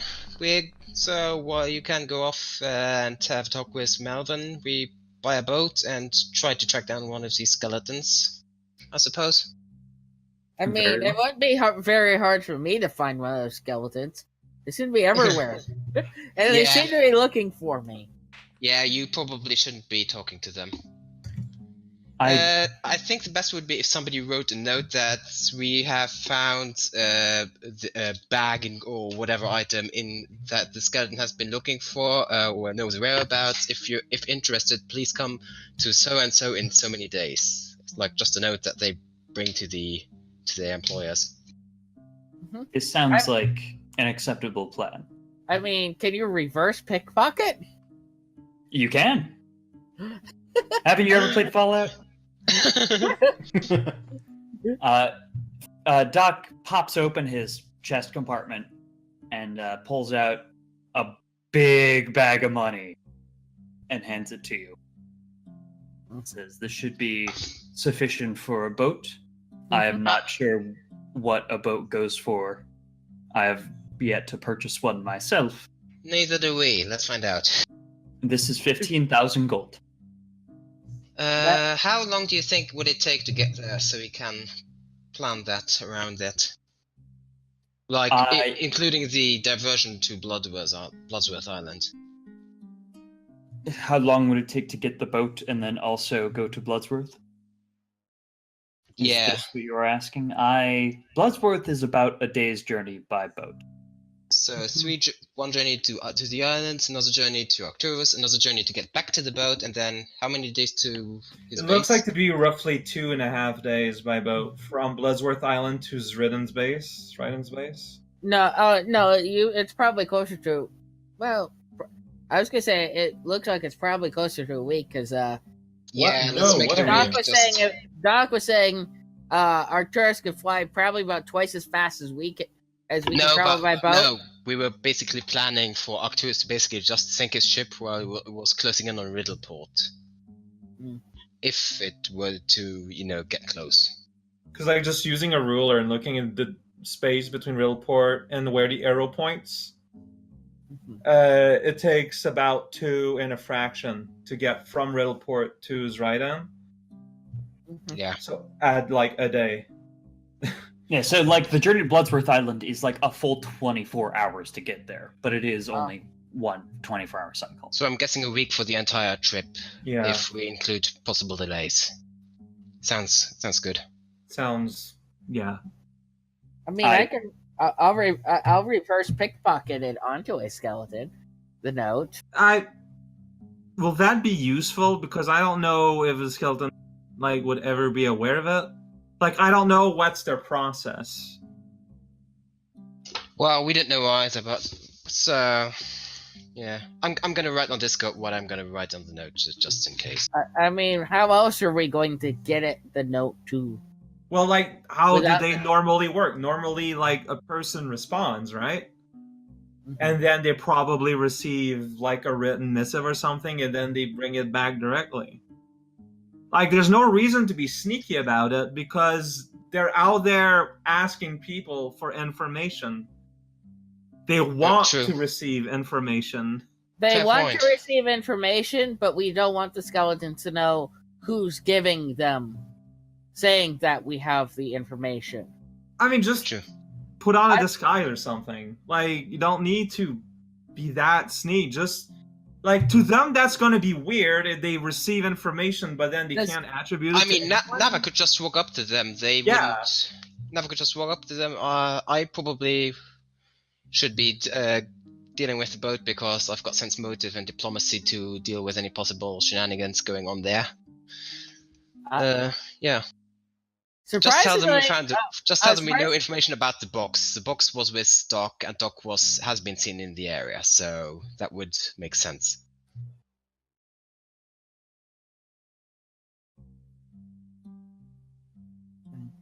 but if So you silent. fine again, I'm just saying, I'd rather try to not know that it's us. But they won't know that it's us, quote unquote. Yeah, he hasn't there's- ever seen Nava, so he wouldn't make the Yeah. connection. I'm pretty sure he saw. Nava, didn't you go down in the sewers with us? He has No. never seen me. He Never never was actually in saw the you sewers. guys in the sewers. Yeah. Colleen tossed the bomb in there before we actually went in there, and by that point he was long gone.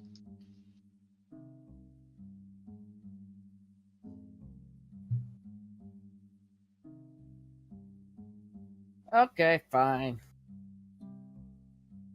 So Like, yeah, I'll- just go there, tell them that we know of the box, and that whoever is interested should come to some place in like a week.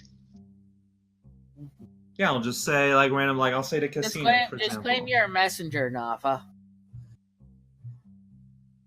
Pardon me? I was just saying, claim you're a messenger, claiming you're a Yeah. middleman. You don't know what. I'll Yeah, that's even dismiss Pineapple so that my summoner rune doesn't show up. That's even better, because if you're just a messenger, you can just deflect any questions with I don't know. I'm just a Yeah. messenger.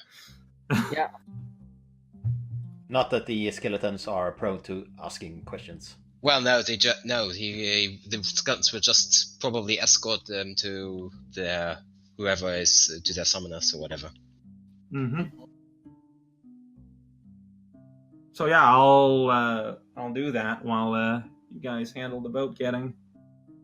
Okay. All right. So where are you going to talk to the skeleton? Are you going right to rent a skeleton? No, it's gonna find the skeleton to bring them to. Okay, gotcha. Like it seems not very difficult to just find a skeleton asking people about this. No, they seem to have been going up in numbers lately. So yeah, it's not too hard to find one. So yeah, like I'm just gonna basically find one and hail them over to me. Like once I'm clearly separated from the group, after I dispelled Pineapple, so I can't really be like it doesn't show that I'm a summoner. Pineapple vanishes with a wet squawk. Yeah, I'm just gonna try to go in a place that's a bit more secluded, and I'm gonna call a skeleton over. All right. So yeah, you're easily able to find a skeleton, and you kind of wave it over, and kind of looks at you, and kind of waddles on over, and then it shows you that picture of the two artifacts. And goes, Yeah, and I point at it and I say, I have a client who has seen these objects and are interested in knowing what you want with this information. The skeleton pulls out what looks kind of like a business card. Mm-hmm. And it's basically got a little timetable. It's got like the days of the week and time slots, and there's a little bit of instructions that says fill in times that you were available for a meeting. So how far, like what are the times looking like? It's a blank schedule. It's just asking you to fill in what times are available to you. All right. Are people around me, are like my teams within view still? I think you made it clear that you wanted to be very separate from the group. Right. Good Yeah. point. So that's for the initial meeting. So yeah, in that case, I am going to put down for in a week. On a piece of paper. Okay, so basically you mark it for next week, this day meeting. Right. Okay. And it also actually has a little bit at the bottom where it says ideal location meeting, and then it also says below that address to contact you at. So for the place, I'll put the super fancy casino. All right, the Golden Entrance. Goblin Gambling Hall. Uh-huh. And for contact, I'm going to put down... I mean, we're going to be gone, so I'm just going to put down the... Actually, no, we shouldn't use the inn we were at. Is there any inn around that I can see? Name that I can just put down? Yeah, you can put the Red Fox. So, yeah, so that's what I'm going to put down.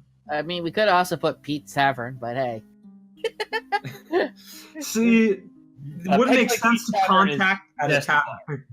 Yeah. It's just a bar, not an inn and tavern. I thought about it, but it's a tavern. Doesn't make sense. It needs to be as the least suspicious possible. So, All right, the skeleton gives an excited and takes the business card and just runs off. all right. And right before we hit stands up, I'm gonna go hit the restroom. I'll be right back. Okay. Sounds good. We did it. We fooled the skeleton. I know. Finally, my life has meaning. Who would buy caffeinated peanut butter? Oh, I'm sorry. I'm reading the worst things for sale.com. I can see, like, coffee fans trying it at a very I mean, if it's just caffeine and not actually the flavor, I could see it just like as a bread spread that just has caffeine in it. Basically, you can, like, add your Munch Monster to your breakfast rather than drinking it from a can. While also drinking it from a can. That too, if you just want to die from a heart attack. Well, of course. If it's a monster, it's worth it. I mean, but the only energy drinks I ever seem to end up buying are ones from the dollar store. So they don't taste very great. So I don't drink them very often. More the taste that keeps me up than them. But yeah, I didn't see the appeal of energy drinks. yeah, me neither. I'm a soda person. I'm just binging on that stuff. Mm-hmm. I Yeah, live a very healthy lifestyle. I mean, I was having to make a cup of coffee because I'm running on 4 hours of sleep. Oh dear. Again, I made a post in the Pathfinder one or whatever at what was it, 6:30 in the morning, that I had drawn art, lots of art, and I was up for about another hour and a half after that. So the rest of you walk in. You guys go down the wharf district, and you find yourself at Stan's Totally Safe Boats. And this is kind of the layout of Stan's Totally Safe Boats, in that picture below the main picture of Riddleport. And Stan's Totally Safe Boats looks just bustling. It's got a whole bunch of little demon imp workers running around, just aggressively working on ships and moving lumber and doing all sorts of work. And as you guys are approaching, you see a little demon walk forward. Is it a demon or a tiefling? This guy, you're not 100% sure, but he Also, doesn't look like any tiefling you've seen. Also, I'm not on the Is he team. human sized or He's human sized, yeah. so not just an imp? Yeah. All right. And now he's average size, so he walks forward and says, hey there, lovelies! Welcome to Stan's Totally Safe Ships. What kind of watercraft are you looking for today? Large, fast, battle ready? If you want it, I've got it. We're not happy until until you are happy. And I know that a lot of you will leave here happy today. Now, what can we get you started with? Well, basically, we were looking for a craft that could carry half a dozen people all the way, let's say, to Orna, that distance, that area. Half a dozen? Now, if you're going to be hitting the high seas, you're probably going to want something that has a bit more of a capacity to it. You probably want something that's going to be I more figured as seaworthy much. than that.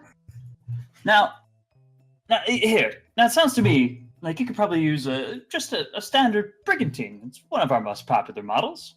And Stan snaps his fingers, and a small group of imps on the dock seem to collectively cast something on a ship in front of you, turning it immediately before your eyes into a brigantine. That's pretty impressive. I take it you're Stan then, Melvin, from the Cypher Yeah, Academy. Over from the Cypher Mage. Oh, yes, his father's been a wonderful client of mine. Absolutely, I am indeed Stan. Sorry for not introducing myself sooner. Here, I recognize that it's your first time here at Stan's Totally Safe Ship. So how about this? I'm gonna walk you through all of your ship options today. Mm-hmm. Well, sounds good. It's good for me. Here is Stan's Big Book of Ships, and he hands you a big book labeled Stan's Big Book of Ships. And you open it up, and sure enough, look at all these ships. You scroll down, you can see all the ships available. Now, what you're looking for is probably something more seaworthy. So that's why I recommended the brigantine. There's also the galleon and The caravel are also good. The frigate also good, but you're looking sounds like more for transporting people than transporting goods. Now, are you looking for something that's going to be ready to deal with all the pirates and scallywags that you may run into out there on the high seas? Are you looking for something with a little more kick to it? Do you mean like actual combat ready with cannons and all that stuff? Yes, yes. We'll look into actual weapon customizations here momentarily, but certainly some ships are more battle ready than others. I'll look over to Velmi and Valga. Does any of you know how to? Fire a cannon? No, not really. Yeah, no clue. Yeah.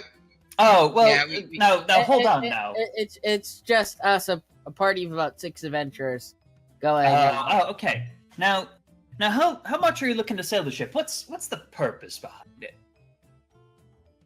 Transport mostly. We're trying to get to an area where ships usually don't sail, so we have to kind of basically get on our own ship to get there. Now, do any of you have actual sailing experience?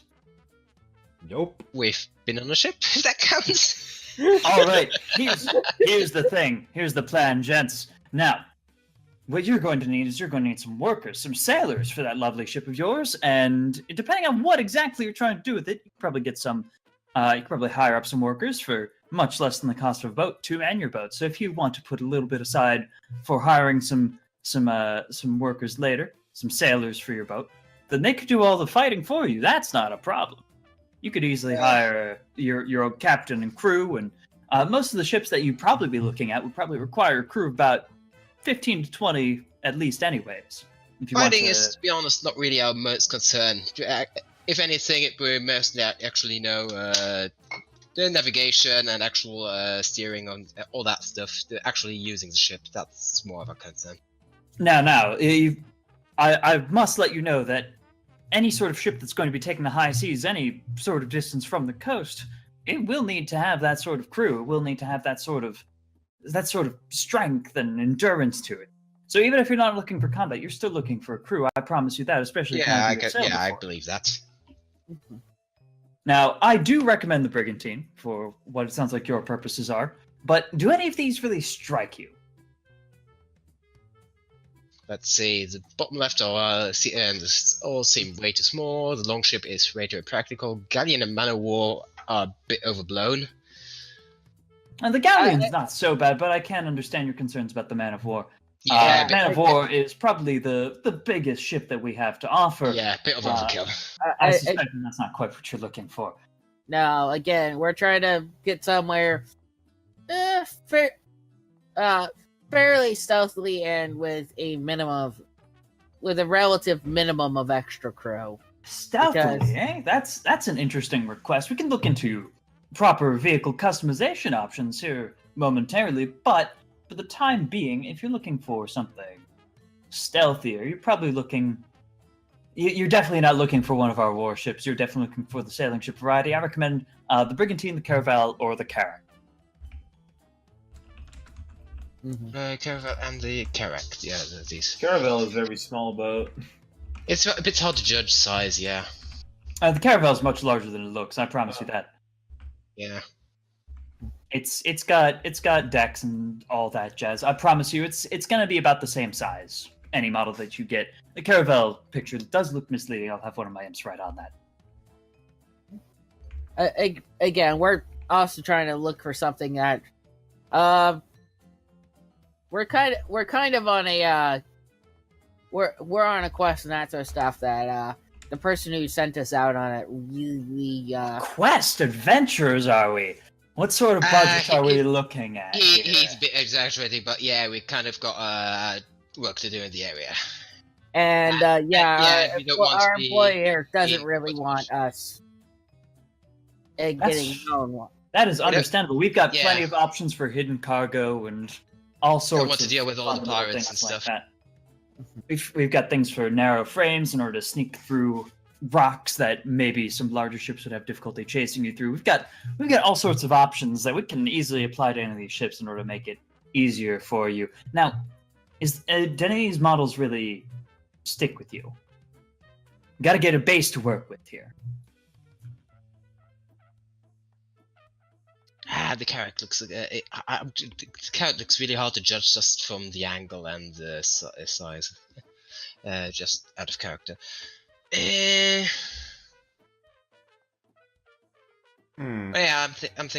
I'm leaning towards a brigantine right now. Brigantine? Well, a brigantine is an excellent choice if I do say so myself. And luckily, my imps have already put one together for you. Now, what sort of figurehead are you looking for this vessel? And immediately you see a small army of imps begin to parade out a series of figureheads that can be placed under the bow. We've got the classic mermaid, we've got dragons, we've got hawks and unicorns for a little extra. And for a little extra, I can get something custom made for you as well. I mean, A we're dragon not would particularly be. concerned about Dragon, yeah.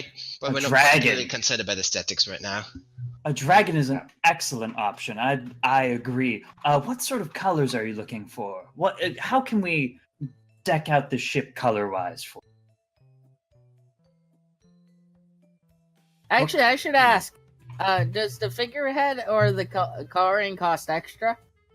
You can't put a price on style, but yes, it does. Just a little extra. Yeah, as I said, we're not really particularly concerned about aesthetics. If there's any more practical additions, maybe we'd like to hear about that. Are you telling me that you're looking to take a ship out on the high seas with a figurehead on it? You can't be serious. If it's one of high seas, who's gonna see the figurehead? I say as I enter the conversation. I mean, yeah. I mean that's fair. Oh, I suppose that you're with this group as well. Now, let me ask you something. What ship ever worth its salt hasn't had some bit of style or panache to it that's really made it stick out? I mean, the dragon figurehead, if it doesn't cost too much, I suppose we can add that little bit of customization. To assuage your fears, dragon figurehead will cost you about 250 gold. That's well within. See, I told you. You can't put a price on style. All right, we'll put that dragon figurehead on right away, and you see the imps immediately get to work, attaching this to the boat in front of you. Now, can I interest you in additional customization options? We've got armored plating, the extended keel, rapid deploy sails, glass bottoms, a ram for your bow, smuggling compartments, and much more. So I don't know what my peeps have told you that what we're going to be doing with this boat. And they told me lots of moving people and lots of basic navigation. Not looking for a ton of combat capability, but I do recommend picking up at least 1 or 2 weapons to keep yourself safe out there. Because we'd be interested in anything that, 1, makes it move as fast as possible, and 2, would make it hard to spot. Mm-hmm. All right. Well, we could offer the extended keel, and that would actually... The extended keel would basically make your boat more stable and maneuverable. Sounds good. Yeah. We've also got so how much danger are you looking to run into out there? On the high seas themselves, not particularly much, we hope. Like I said, we're trying to avoid pirates and stuff. All right, so if you are interested, we do have magical treatment options. We can magically treat your hull, oars, sails, or even just the wheel of your ship and make them much more durable and much more likely to survive any potential cannon engagements, as it were. Now, can you magic? Can you make the boat unscryable? Unscryable? That's not an enchantment I've ever heard requested. I don't believe we have the capability of doing so, but if you'd like to wait probably about 6 hours, I think I can get a wizard down here to make it unscryable for you. I can't be quite sure how much that would cost, but let's just I'm not put sure that. That's really. I mean, let's just necessary. put that aside for now and just continue with the process first. All right, It's now- a thought, but not one that I'm particularly concerned with. Like whoever would be scrying it would have to know in advance that we would be using the ship. And we would just If you forward are flying it. looking for more stealth on the high seas, I do have one rather expensive but very worth it option. We have the movable deck option. Now, basically, this means that there's lots of big pins that are stuck into the deck. That when pulling those up, you can slide the entire boat. You can basically reconfigure it in order to make it look like a completely different boat. It requires a lot of crew members on hand at time, but that does mean that you can make your boat look like a completely different boat at any time. That sounds fun. Huh. But How I- practical is that on the high seas? It's very practical if you're looking to escape unnoticed. But like, so there's something you can do. Like, you don't need to be docked. You do not need to be docked. It's more convenient if you're docked, but you absolutely don't need to be docked for the movable deck. It It's rearranges like- all the masts and extends the gunwales and lowers the poop deck, transfers the ship wheel, and can make all sorts of other cosmetic changes. It can even swap out the figurehead. I That's can what- see some use for that. yeah, I could see it's being useful. The question is how often are we going to be on the high seas? Right now, they are we're only headed over towards Yeah, but Wadsworth Isle. I mean, Maybe we might head to the southern end of the Ringworth Isle. it's pretty cool owning a boat afterwards after we're done. Honestly. That's an idea for the next campaign. I mean, I know you're. Look, I work in the business. I know you're doing your upsell. Just before we get started, like, what's the base price? Like, let's say we add nothing. Just If you add absolutely nothing to this ship will cost you 10,000 gold to walk away with today. so we do have some leeway. Mhm. On the Again, how much would the crew costs for hiring? Crew costs vary based on how dangerous of the work that you're doing. Let's say it will usually cost you probably about 5 silver, or 3 silver per crew member per day. All right, that's. But that's it does. If you are doing anything particularly dangerous, then it'll probably bump up to about 3 gold a day per crew member. And you're going to need at least 21 crew, 20 to actually perform most of the basic actions, and then 1 to be a captain. that's Unless, and if let you me ask this. Between the three you mentioned, the Caravel, the Brigantina, what was that third one you mentioned? the Karak. Which The one one on the requires left- which one far left. requires the least crew? Oh, all of them require the exact same amount of crew. All of them require 21 crew unless one of you happens to be proficient in sailing or happen to be bold enough to be a captain of this ship. I do not encourage that if you have no sailing experience, however. Yeah, no, I can act as a cook, but other than that,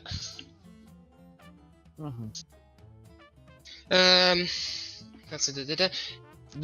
Does the ship come with a boat? Like that? A would rowboat? be- that- A rowboat to actually get on and off the ship, that will cost you an extra 50. All right. It's whatever. We should probably practice a little bit rowing the boat rowing the rowboat about, see if we can figure out how in these safer waters. Figure out if we can. Oh, Yeah, absolutely. so we You can may take leave- your time in order to get acquainted with the rowboat, and you see some imps just immediately bolt out from somewhere, and just they're all holding a big rowboat over their head, and they all run up to the dock and toss it in. Because And Stan comes back and says, "Oars too, gentlemen." I mean, it's probably going to be just us going off the ship or something like that. Well, I mean, we'll probably be taking the rowboat when we get to the the island and that sort of stuff. I'm pretty So- sure he knows what is the purpose of a rowboat, Regal. Yeah. Yeah. And rowboat is definitely something that you should have for any larger ship such as this. So there you are. That's tossed in as well. Now, are you looking for potentially having a narrow hull? Yes. What's the because that- price on that?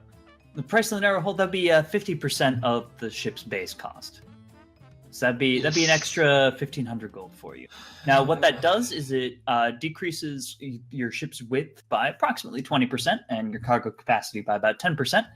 But it does make your ship noticeably better at handling, and that could potentially allow you to sneak around corners or sneak between rocks that larger ships may have more difficulty doing. Let's put that on the consider list. Again, Now- this is a character, but I mean, if we're going to be ones facing combat and that sort of stuff, and not them, we probably won't have to bump them up to, that combat pay or whatever, because they're just serving as transportation. We're the ones actually facing the thing. Now, here's something that you may want to consider. Try considering, if you will, a sturdy hull. We can increase the stability of the hull, allow it, basically make it harder to break. Can really save your butt in those encounters if you run into any pesky pirates out there. Mm-hmm. Wait, there are pirates out there? Yeah. We are in Riddleport, my good sir. Well, Yeah, yeah, There are pirates out there. but Yeah. I mean, here, sure, but like, how far do they spread out? Oh, there are pirates everywhere. They're just most concentrated here. Hmm. You think Pineapple could think the pirates from a safe distance? Oh, yeah. Like that's basically that's what we're gonna be doing. I'm pretty sure Pineapple can keep up with our boat if we're on the move. What's the speed of this thing? A ship of what you're looking at, it'll probably move at about 2 miles an hour, 48 miles a day. It's pretty standard for ships of these size. So it'll get us to what? So for comparison, it'll get us to Bloodsworth Island in about a day. Then. Yeah. Yeah, so that was me working with. Yeah, I'm not worried about the Pineapple catching up. Like, it probably wouldn't have to fly around anyway. It's just somebody has to keep an eye out from the crow's nest. Right. Well, yeah, no, that's not a problem. Mm-hmm. That's where I was planning on hanging out, anyways. Now, you said something about hidden compartments. How big would they be? Oh, yes, smuggling compartments. Now, the smuggling compartments don't actually change the cargo capacity of the ship, but they simply make it so that you can, depending on how much space you'd like to hide, we can add it in 5 square foot compartments. Yeah, I mean, I'm sure That's what we charge by for compartments. any of y'all think that might be useful? I'm not quite sure. How Out of much character. What's our budget again? 15,000. 15,000. 15,000 is what you were given. And right now we're sitting at about 12,000. If we had to give combat pay to the crew. So how much would it probably 10 square feet cost? And 10 square feet, that an extra 1,000 onto your bill. So 5 square feet is 500 then. Yes, that is how we convert that. What were you thinking of putting in the smug? We're thinking of putting those in there. No. I mean, it was worth the thought that we could put something in there, but I wasn't sure if it would be really worth it. Now, if you are looking to make your ship go a little bit faster, we could toss in some silken sails. Generally gives about a 10% boost to speed. Silk makes ships go faster? Huh, who knew? It's very good silk. Mm-hmm. How much would those cost? Those would add another 50% of the base ship cost. That'd add you an extra 1,500 gold. If we're not that much in a hurry, no. If you're not that much in a don't think so. hurry, might I interest you in the rapid deploy sails, which do make your ship more maneuverable. And those cost simply 10% of the base ship cost, so that'd be 1,000 gold for that ship. And let's toss it on the consider list. Mm-hmm. So on your considered list, you have sturdy hull and rapid deploy sails, and narrow hull and movable deck, if I recall correctly. Yeah. Mm-hmm. How much does that movable deck cost anyway? Movable deck, unfortunately, is one of our more expensive ones. That will, in this particular case, cost you 4,000 gold. It's very worth it if that is the sort of thing that you need. That's just flat out of our budget. Yeah. I am sorry to hear that, but I do understand. I do see the appeal. It's a shame that it's... Look. I see why it's expensive. I mean, you'd have to rehaul the entire boat to do that. Maybe we Yeah. can just add it later. At a later Yes, you can time. come back anytime, and we can add more customizations to your ship at any given time.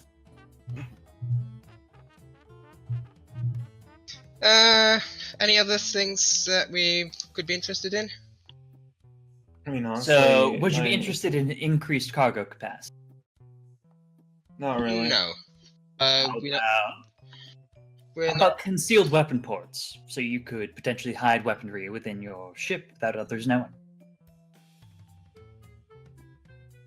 Again, these weapons would probably be for ship-to-ship combat, and we're not looking exactly for.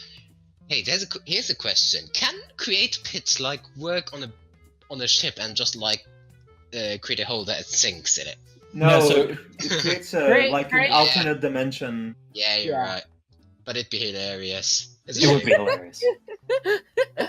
Great pit water. Now here's something cheap for you. We could toss on a broad rudder onto your ship, which would make it more maneuverable, and that would run you only about 500 gold. That's pretty cheap for what it does. I think. I think it's some of the best bang for your buck that you'll get in these customizations. Yeah, that's what I. Yeah, do you guys agree? Yeah. I mean, I think I accidentally already stuck us to getting the figurehead. But hey, the All figurehead. right, broad rudder it is, and Stan claps a couple times, and you see some of the imps immediately go around to the back of the ship and rip off the rudder that's on there and stick on a new one that's even bigger. Mhm. Again, let's see. We're looking at broad rudder, the narrow keel, the extended keel, I think. Yes, the extended keel. If you'd like, I can toss that on as well. That does make you more maneuverable, and it does actually increase the length of the ship overall. But it doesn't really affect how much cargo you can hold. Mhm. So. How on much the time does considers- all these modifications take? Oh, my imps are very efficient. As you can see, the broad rudder's already installed. Wow. Are the ship material magical or natural? These are all natural. The construction process, of course, is magical, but the materials that you are getting are all natural. Wouldn't If want you the would ship- like them magically treated, that is something we can do for you. Wouldn't want the ship to fall apart with a single dispel magic. Yeah. Now, The magical treatment simply is a layer on top of natural materials, so Oh, dispel that- magic would have no sort of effect on that. I promise you. Okay, so now let's I'm see. pretty confident that we could deal with any pirate ships with Pineapple's aid. You guys. Mhm. Oh I yeah, think ju- here. This is Pineapple what could just like. I forgot to show this picture earlier. This is what the imps look like. I'm imagining just Pineapple picking up a pair of cannonballs, flying high up, and just dropping them at terminal velocity on the ship. Well, if we are looking into some siege engines, in case your current plan falls through, we can equip this this puppy with a couple of light ballistas or catapults for you. We're not going to be able to afford it. Oh, they're not so bad. We can give you 2 light ballistas for 1,000 gold. Again, How much are we already spending on it? I haven't kept track. Currently, and he kind of he pulls out a monocle, sticks it in, and licks his thumb and flips through his little notebook. You are currently having the ship, which is 10,000, the figurehead, which is an extra 250, rowboat for 50, and broad rudder for 500, putting you at a current total of 10,800 gold that you would be spending if you walked away with this ship right now. I mean, Oh, yeah. I The mean, catapults didn't seem too bad in considering. I mean, what the about that? catapults- Oh, Well, I'm sorry, sir. What is your concern? I was gonna say, what about that? The narrow keel and the extended keel. Oh, I'm only writing down things that you've confirmed that you would like. Would you like to add those on? I mean, those would make us more maneuverable, unless you think we should add weapons. Because those were what The extended 1,500? keel will run you an extra 1,000, and it was the narrow hull that you're looking at. Yes, that would be an extra 1,500. So combined, that would be an extra 2,500 gold if you would like both of those. Which would put us at Along with that would put you at 13,300. And how much was the reinforced hull again? The reinforced hull. So we have 3 different types. We have the sturdy hull, the armored hull, and the magically treated hull. The cheapest of which is the sturdy hull, which would cost you 1,000.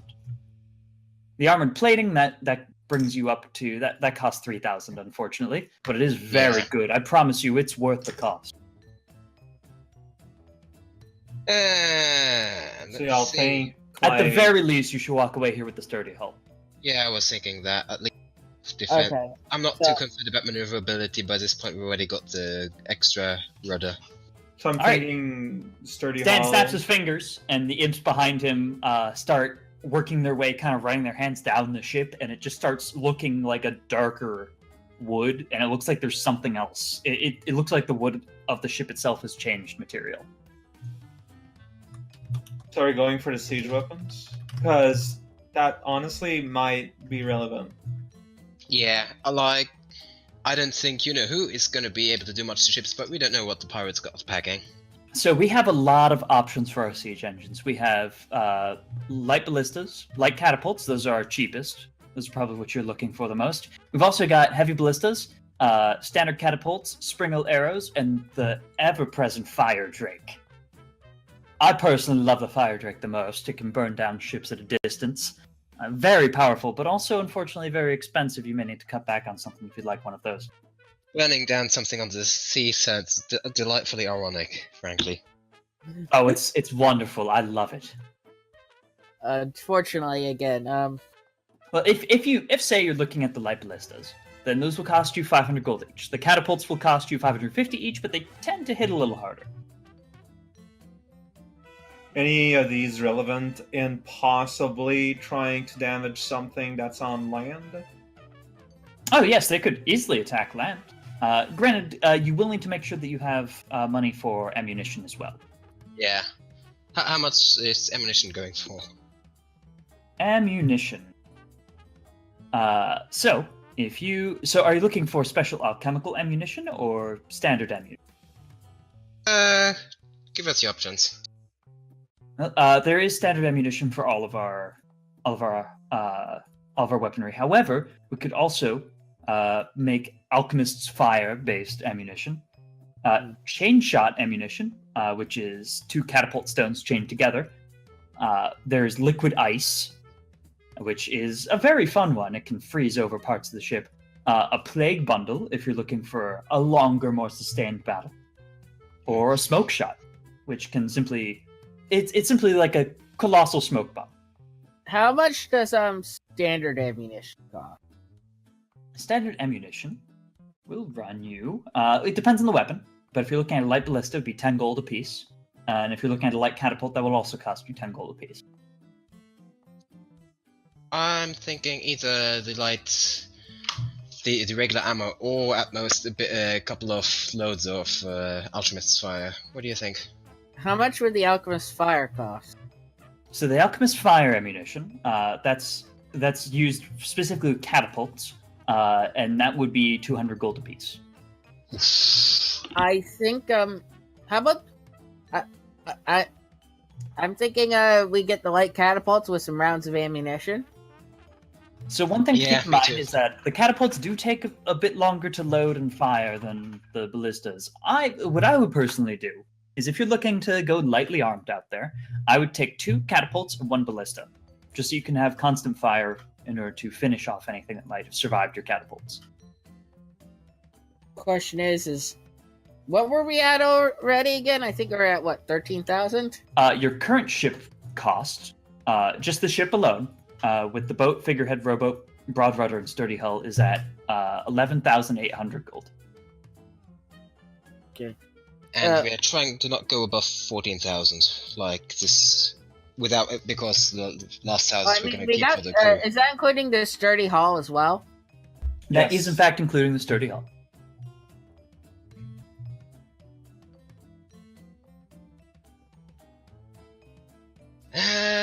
Yeah, I'm thinking 2 catapults, 1 ballistas, just with maybe 10 rounds each.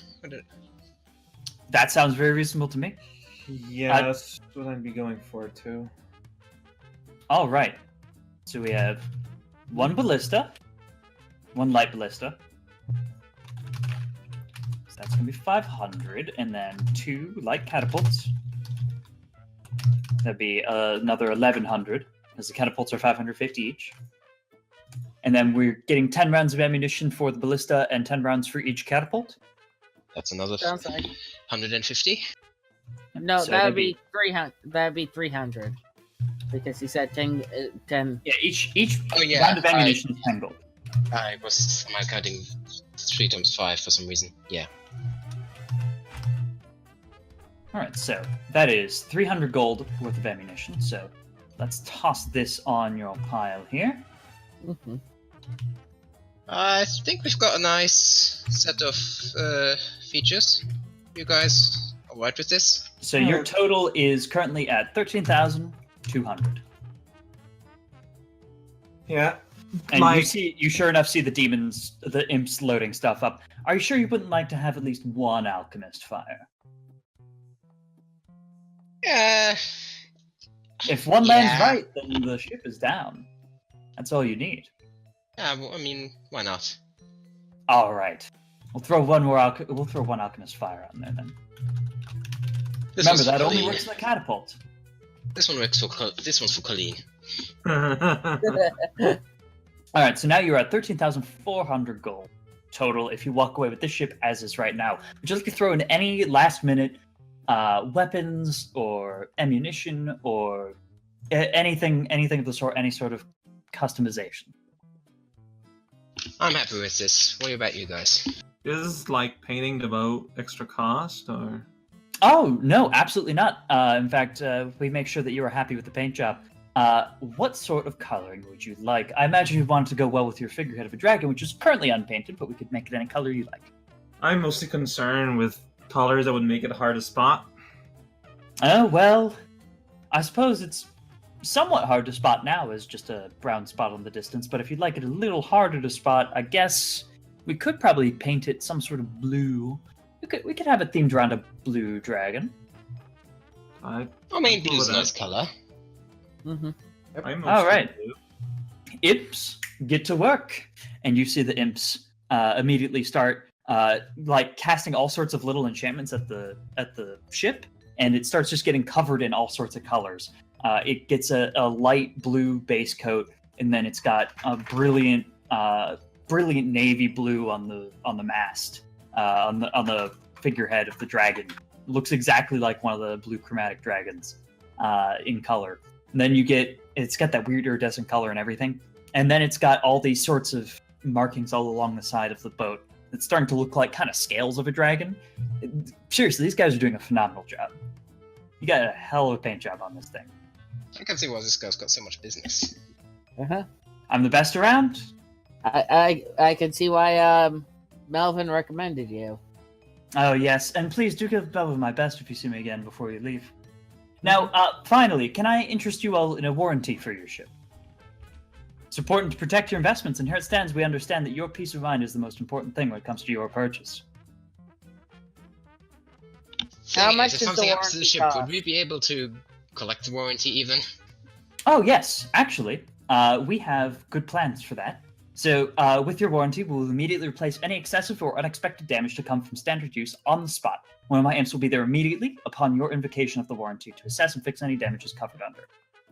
Standard use, does that include the, That simply means that if you get hit by a cannonball, that's not my fault. But if it wears out too soon, then that is my fault, and I will gladly replace that for you.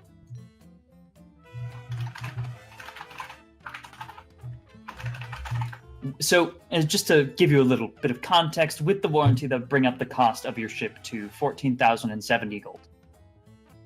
That includes all of the that includes all of your siege engines as well. I think that's within our budget.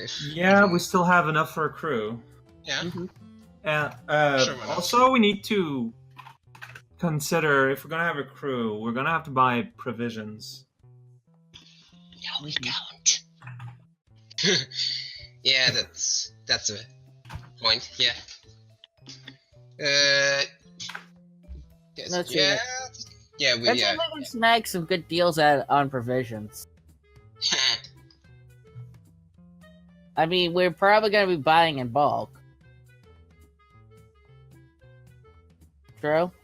I mean, if what's left is enough for a crew and, just stuff to keep us alive on the way there, I'm good for it.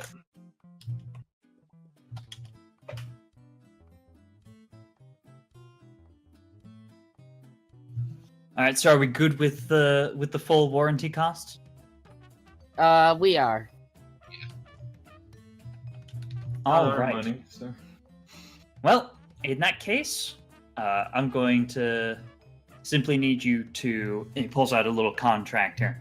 I'm gonna need you to. Who exactly is the person paying for this? I detect magic, the paper. You detect trace magic from it being probably summoned from his pocket. You're suspecting his pocket does not actually contain a bunch of these, but you don't detect any magic on the paper itself. All right. Want to sign We're down? all kind of paying, so. All right. I suppose I'll be signing on behalf of us. All right. He snaps his fingers, and one of his imps brings up a little desk, and he We should sets it sign down on. the desk. We should sign on and- behalf of Colleen. He hands you a quill. He hands you a quill, and this thing's about 8 pages long. It's stapled together. Says, I'm going to need you to sign here, initial here, initial here, here, sign here, initial here, sign here. Okay, initials is a bit of an issue, but because we've got we should probably read through it first. yeah. But I'm just gonna roll perception. Too. I'll roll perception. Wow! Wow! Looks good to you guys. Anyone else want to roll? I'll Yeah. give it a shot. Not much better. I mean, at least you rolled higher than a 1. I rolled. Yeah, Oh man. Among all you guys, none of you notice anything particularly unusual about this contract. It seems to be a lot of like warranty provisions. Actually, that seems to be what the bulk of this is. So yeah, do you sign it? Sure. All right. So you just go through and sign initial all places. And Stan, his face lights up. He looks delighted. He says, "That will be 14,070 gold, my friends." okay. I suppose let's count off the 930 gold that's gonna be left over and give him the rest. All right. Thank you very much. And he Should we tosses have, it. He tosses the bag over his shoulder, and one of his imps grabs it, catches it, and just starts immediately counting it up. Thank you so much for your business here. I was gonna say, should we all sign it so that way we all, list all our names on the deed of ownership, or whatever, something like that. So any of us can summon that form that warranty. I'm not- As you're asking that, Stan has grabbed the contract. It curls up in his hand and then disappears in a puff of fire. Thank you very much for your business. Now, can I interest you in some crew? Yeah, that was next on the list anyway. All right. What sort of danger are you looking to run into out there? Currently, Hopefully- pirates, naturally. Naturally. Besides that, hopefully not too much. We've heard All there right, was... so you're not going to be doing anything particularly drastic out there on the high seas, then? We've heard there was some sort of ghost ship going around. But Ghost Yeah. ship. Oh, interesting. That's what Now- we heard. Now, if you're just simply doing basic cargo and travel stuff, then yeah, we can easily get your ship 100% crewed for. It's going to be 21 people at 3 silver a day. So that's going to run you 63 silver per day. mhm. How long would you like to sign a starting contract for to get these workers working for you? Probably about 10 days, Yeah, 7 days, 10 days. Don Yeah. counted 10 days to. Two, Give us 3 time. days to Bloodworth Island, on Island, and then back off of it. Then, 3 days south, and then 3 days back up. 1 Well, day it's extra only in gonna be a case we're day to delayed. Bloodsworth Island and back, so I mean, Let's do- once we're done, though, we don't need Riddleport. We can go to like down south. We don't need to ride all the way back. That's rude to the crew. Now they're stranded like a week away from I'm home. sure they're used to that. Like, Yeah, that's true. Isn't that what they do? Yeah, that's true. Well then, 10 days you said? Are you looking to pay half now and half on completion, or are you looking to pay up front?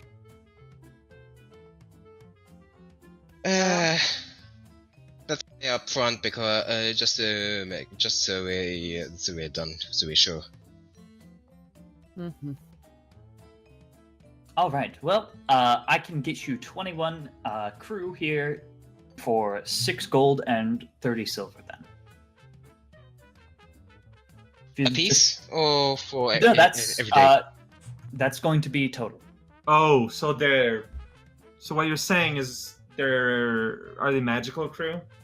Oh no! We've just got some contracts with some of the sailors down at the bars. Oh. No, Okay. my imps are mine alone. Don't you worry. So the cost is just basically to avoid as a hassle. It's a having fair to- wage. Yeah. No. I get it. take the guys just aside and whisper to them. So, let's say we were to make landfall on an island near Zride in space. We don't want to actually have them to deal with him. You think we could just take the robot to his base, which would A, be more stealthily and B, more safe for them? You think that would be alright? Yeah, that's what I was thinking. That's what I was. Yeah, the boat will not actually anchor at the island. The way I Yeah, that was understand thinking. cargo. How much was the rowboat again? I can't remember. The rowboat 50 was gold. 50 gold. That was included in the cost of the ship. Yeah. Should Yeah, we we add are. a second? Well, should we add a second one just so I mean, suppose. I'm Yeah. gonna fly, so don't take me into consideration for rowboat Well, I maintenance. mean, we want to leave the crew rowboat as well. Yeah, just a second one, just to be safe. Yeah. I'm gonna say, can we actually add a second rowboat to that to the ship? Oh, absolutely. Would you like a warranty on that one? How much would the warranty for that rowboat be? With warranty, that will run you 52 gold and 5 silver. Yeah, that's pocket change basically at this point. All right. Well, he pulls out another contract, and you see the imps toss another rowboat into the water, and you see that it get it hoisted up next to the other one along the side of the deck. You guys can't have the money. I signed this. And they push it forward. Okay. He pushes the contract forward. Okay, I'll count the gold out and that sort of stuff and silver.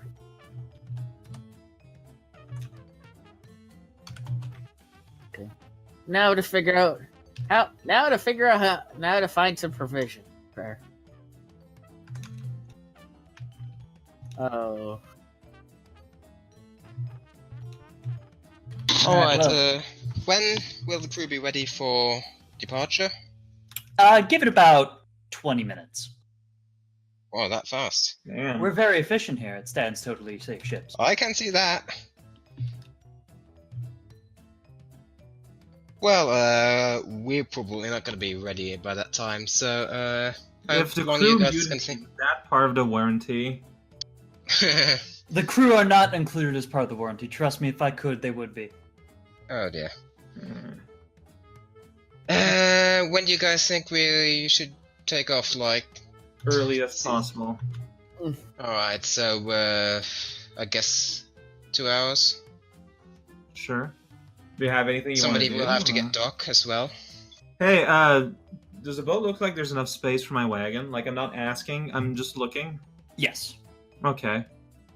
Yeah, time and I get my wagon on there. I mean, although that's gonna be interesting having horses on. Hey, well, Yeah, somebody will have to clean up the dirt. since there's a possibility that we're not returning to Riddleport when we're done, I'm bringing my wagon with my horse. That's just... I mean, it's a how fair it is. concern. Yeah. We'll also be. Yep. Actually, we probably wouldn't need the wagon on Blood's Bazaar. We could just ride the way. That would probably even be faster. Yeah, that's not a bad idea. Mhm. So yeah, just get provisions, get Doc, and we're ready to go. And And out of character, we don't even really need the provisions, except for maybe alcohol, because you know how seamen are. I mean, it is like a week and change. Yeah. Like, So, wouldn't we need some kind of food? let's see. We've still got the pouch, so I could Oh, probably... that's right. Yeah. Alright, but, if you're just gonna cook a big meal for them every day, yeah, you could do that. All right. But yeah, it's probably just get the provisions, because they get suspicious. Well, magic exists and is Yeah, but actually still. very common. They won't know. It would Yeah, be 105 gold to feed 21 people for 10 days. Plus, of course, they probably appreciate some grog or something, I don't know. You know how they are. I mean, you could probably get that out of the pouch. Really? I thought that... does that count as an ingredient? I mean... You could get the individual pieces of grog and put it together. Yeah, what is grog? I'm gonna look up what is grog. Well, There is, like, some so sort that of had to cooking ferment for alcohol. like weeks and months. I'm not actually an expert on grog. It's- There it's- is actually it's- alcohol that you use for cooking, like, It's I don't know, water some and sort of rum. whiskey. It's water and rum. Well, then yeah, you can get rum and you can get water, so you're good. Yeah, very technicality. Technical. The pouch of many ingredients is a powerful artifact. Like, I don't know. Like, we look, should probably I at know least you snag a can't bear. lie, but I'll just say that you're a priest and you're casting create food and water. I mean, that's not too wrong. I mean, you probably could actually cast create food and water. I can create water. Well, that's half of the way. I mean, for the grog, again, I suppose we could have we could buy a couple barrels, so when you know, that sort of stuff, or kegs or something like that, empty kegs, and just use the pouch of many ingredients to fill the barrels up. I mean, at that point, we wouldn't even need kegs. We could just like get a decanter, or a pitcher, or something. Yeah, like, so the point is, they won't know that it's magic. Well, they'll know it's magic, but they won't know that it's this magic. Yeah, I'll just say, yeah, I can create food out of nowhere and I can cook it. Yeah, well, yeah, like, I said, like, it's, they're probably aware of what, you know, your average cleric can do. I'm not concerned. Okay. Yeah. I'm just concerned about the Just- secret part. Just some provisions for, because we're gonna be spending like at least a day, maybe two, on Bloods with Isles, where they won't have access to the magically created food, and you know, better safe than sorry. You get the point. Mhm. Whatever. Like, sure. All right, so after about 20 minutes have passed, sure enough, you see 21 humans, all in sailor outfits, standing in front of you, all saluting. And one of them is walking up and down the line. She's got a tri-corner hat and a long cloak, and she appears to be the captain. She's looking him up and down. She's like, all right, this is our crew. Where are we going? Just let us finish loading this. We're gonna leave. That took 20 minutes. In roughly an hour and 40 minutes. At first, we're going to be going towards. Where's the map? Bloodsworth Island. Bloodsworth Island. What's with that? All right, interesting. Stan, you got a payment, right? Stan peeks his head out from his offices. Oh, absolutely, love. We got it all taken care of. It's awesome. All right, let's get on board then, and let's head out. And we will pick this up next time. Okay. All right. You This guys was all have fun big buying a boat? prelude. Yeah, I've got the final list of things on your boat, and I will also send the rules for, or like, I will send you the boat pages that are relevant. Mhm. And if you want to give your ship a name, Actually, yeah. do you have a good name in mind? MS approaching disaster. The bakery. God, both That those would are also very work. good. I feel that with the bakery, that's bringing too much attention to what we're doing.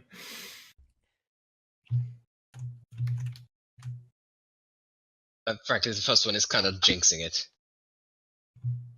The bakery at least makes sense. I can't think.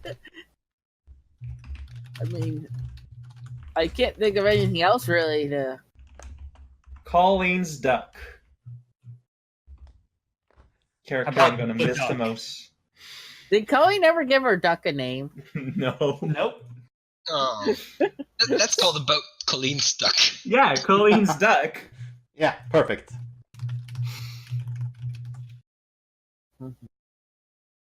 Also, if you guys are interested, here is the page for ship combat.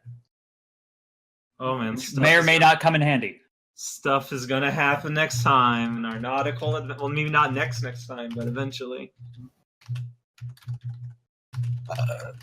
Man, I've just been looking at my spells, and I'm gonna be so useless. It's gonna be fun. On the boat. All right. God, this was a really fun session. I expected you guys to get up to here at the end of last session, actually. Oh. But yeah, no, I was way off with my estimation. So hey, that just meant that I didn't need to plan anything for this time. I mean, last time we kind of got sidetracked with that red. No, this was super fun. Like, I want to make it clear, this campaign's been a blast. Like, I love it when I get sidetracked because that means that my players are doing something cool and fun. Usually. I'm real pumped for this boat, but I'm gonna go grab sushi with one of my friends. So I will catch you guys later. Okay. All right. See y'all in 2 weeks. Yep. Yeah. Bye bye. Bye.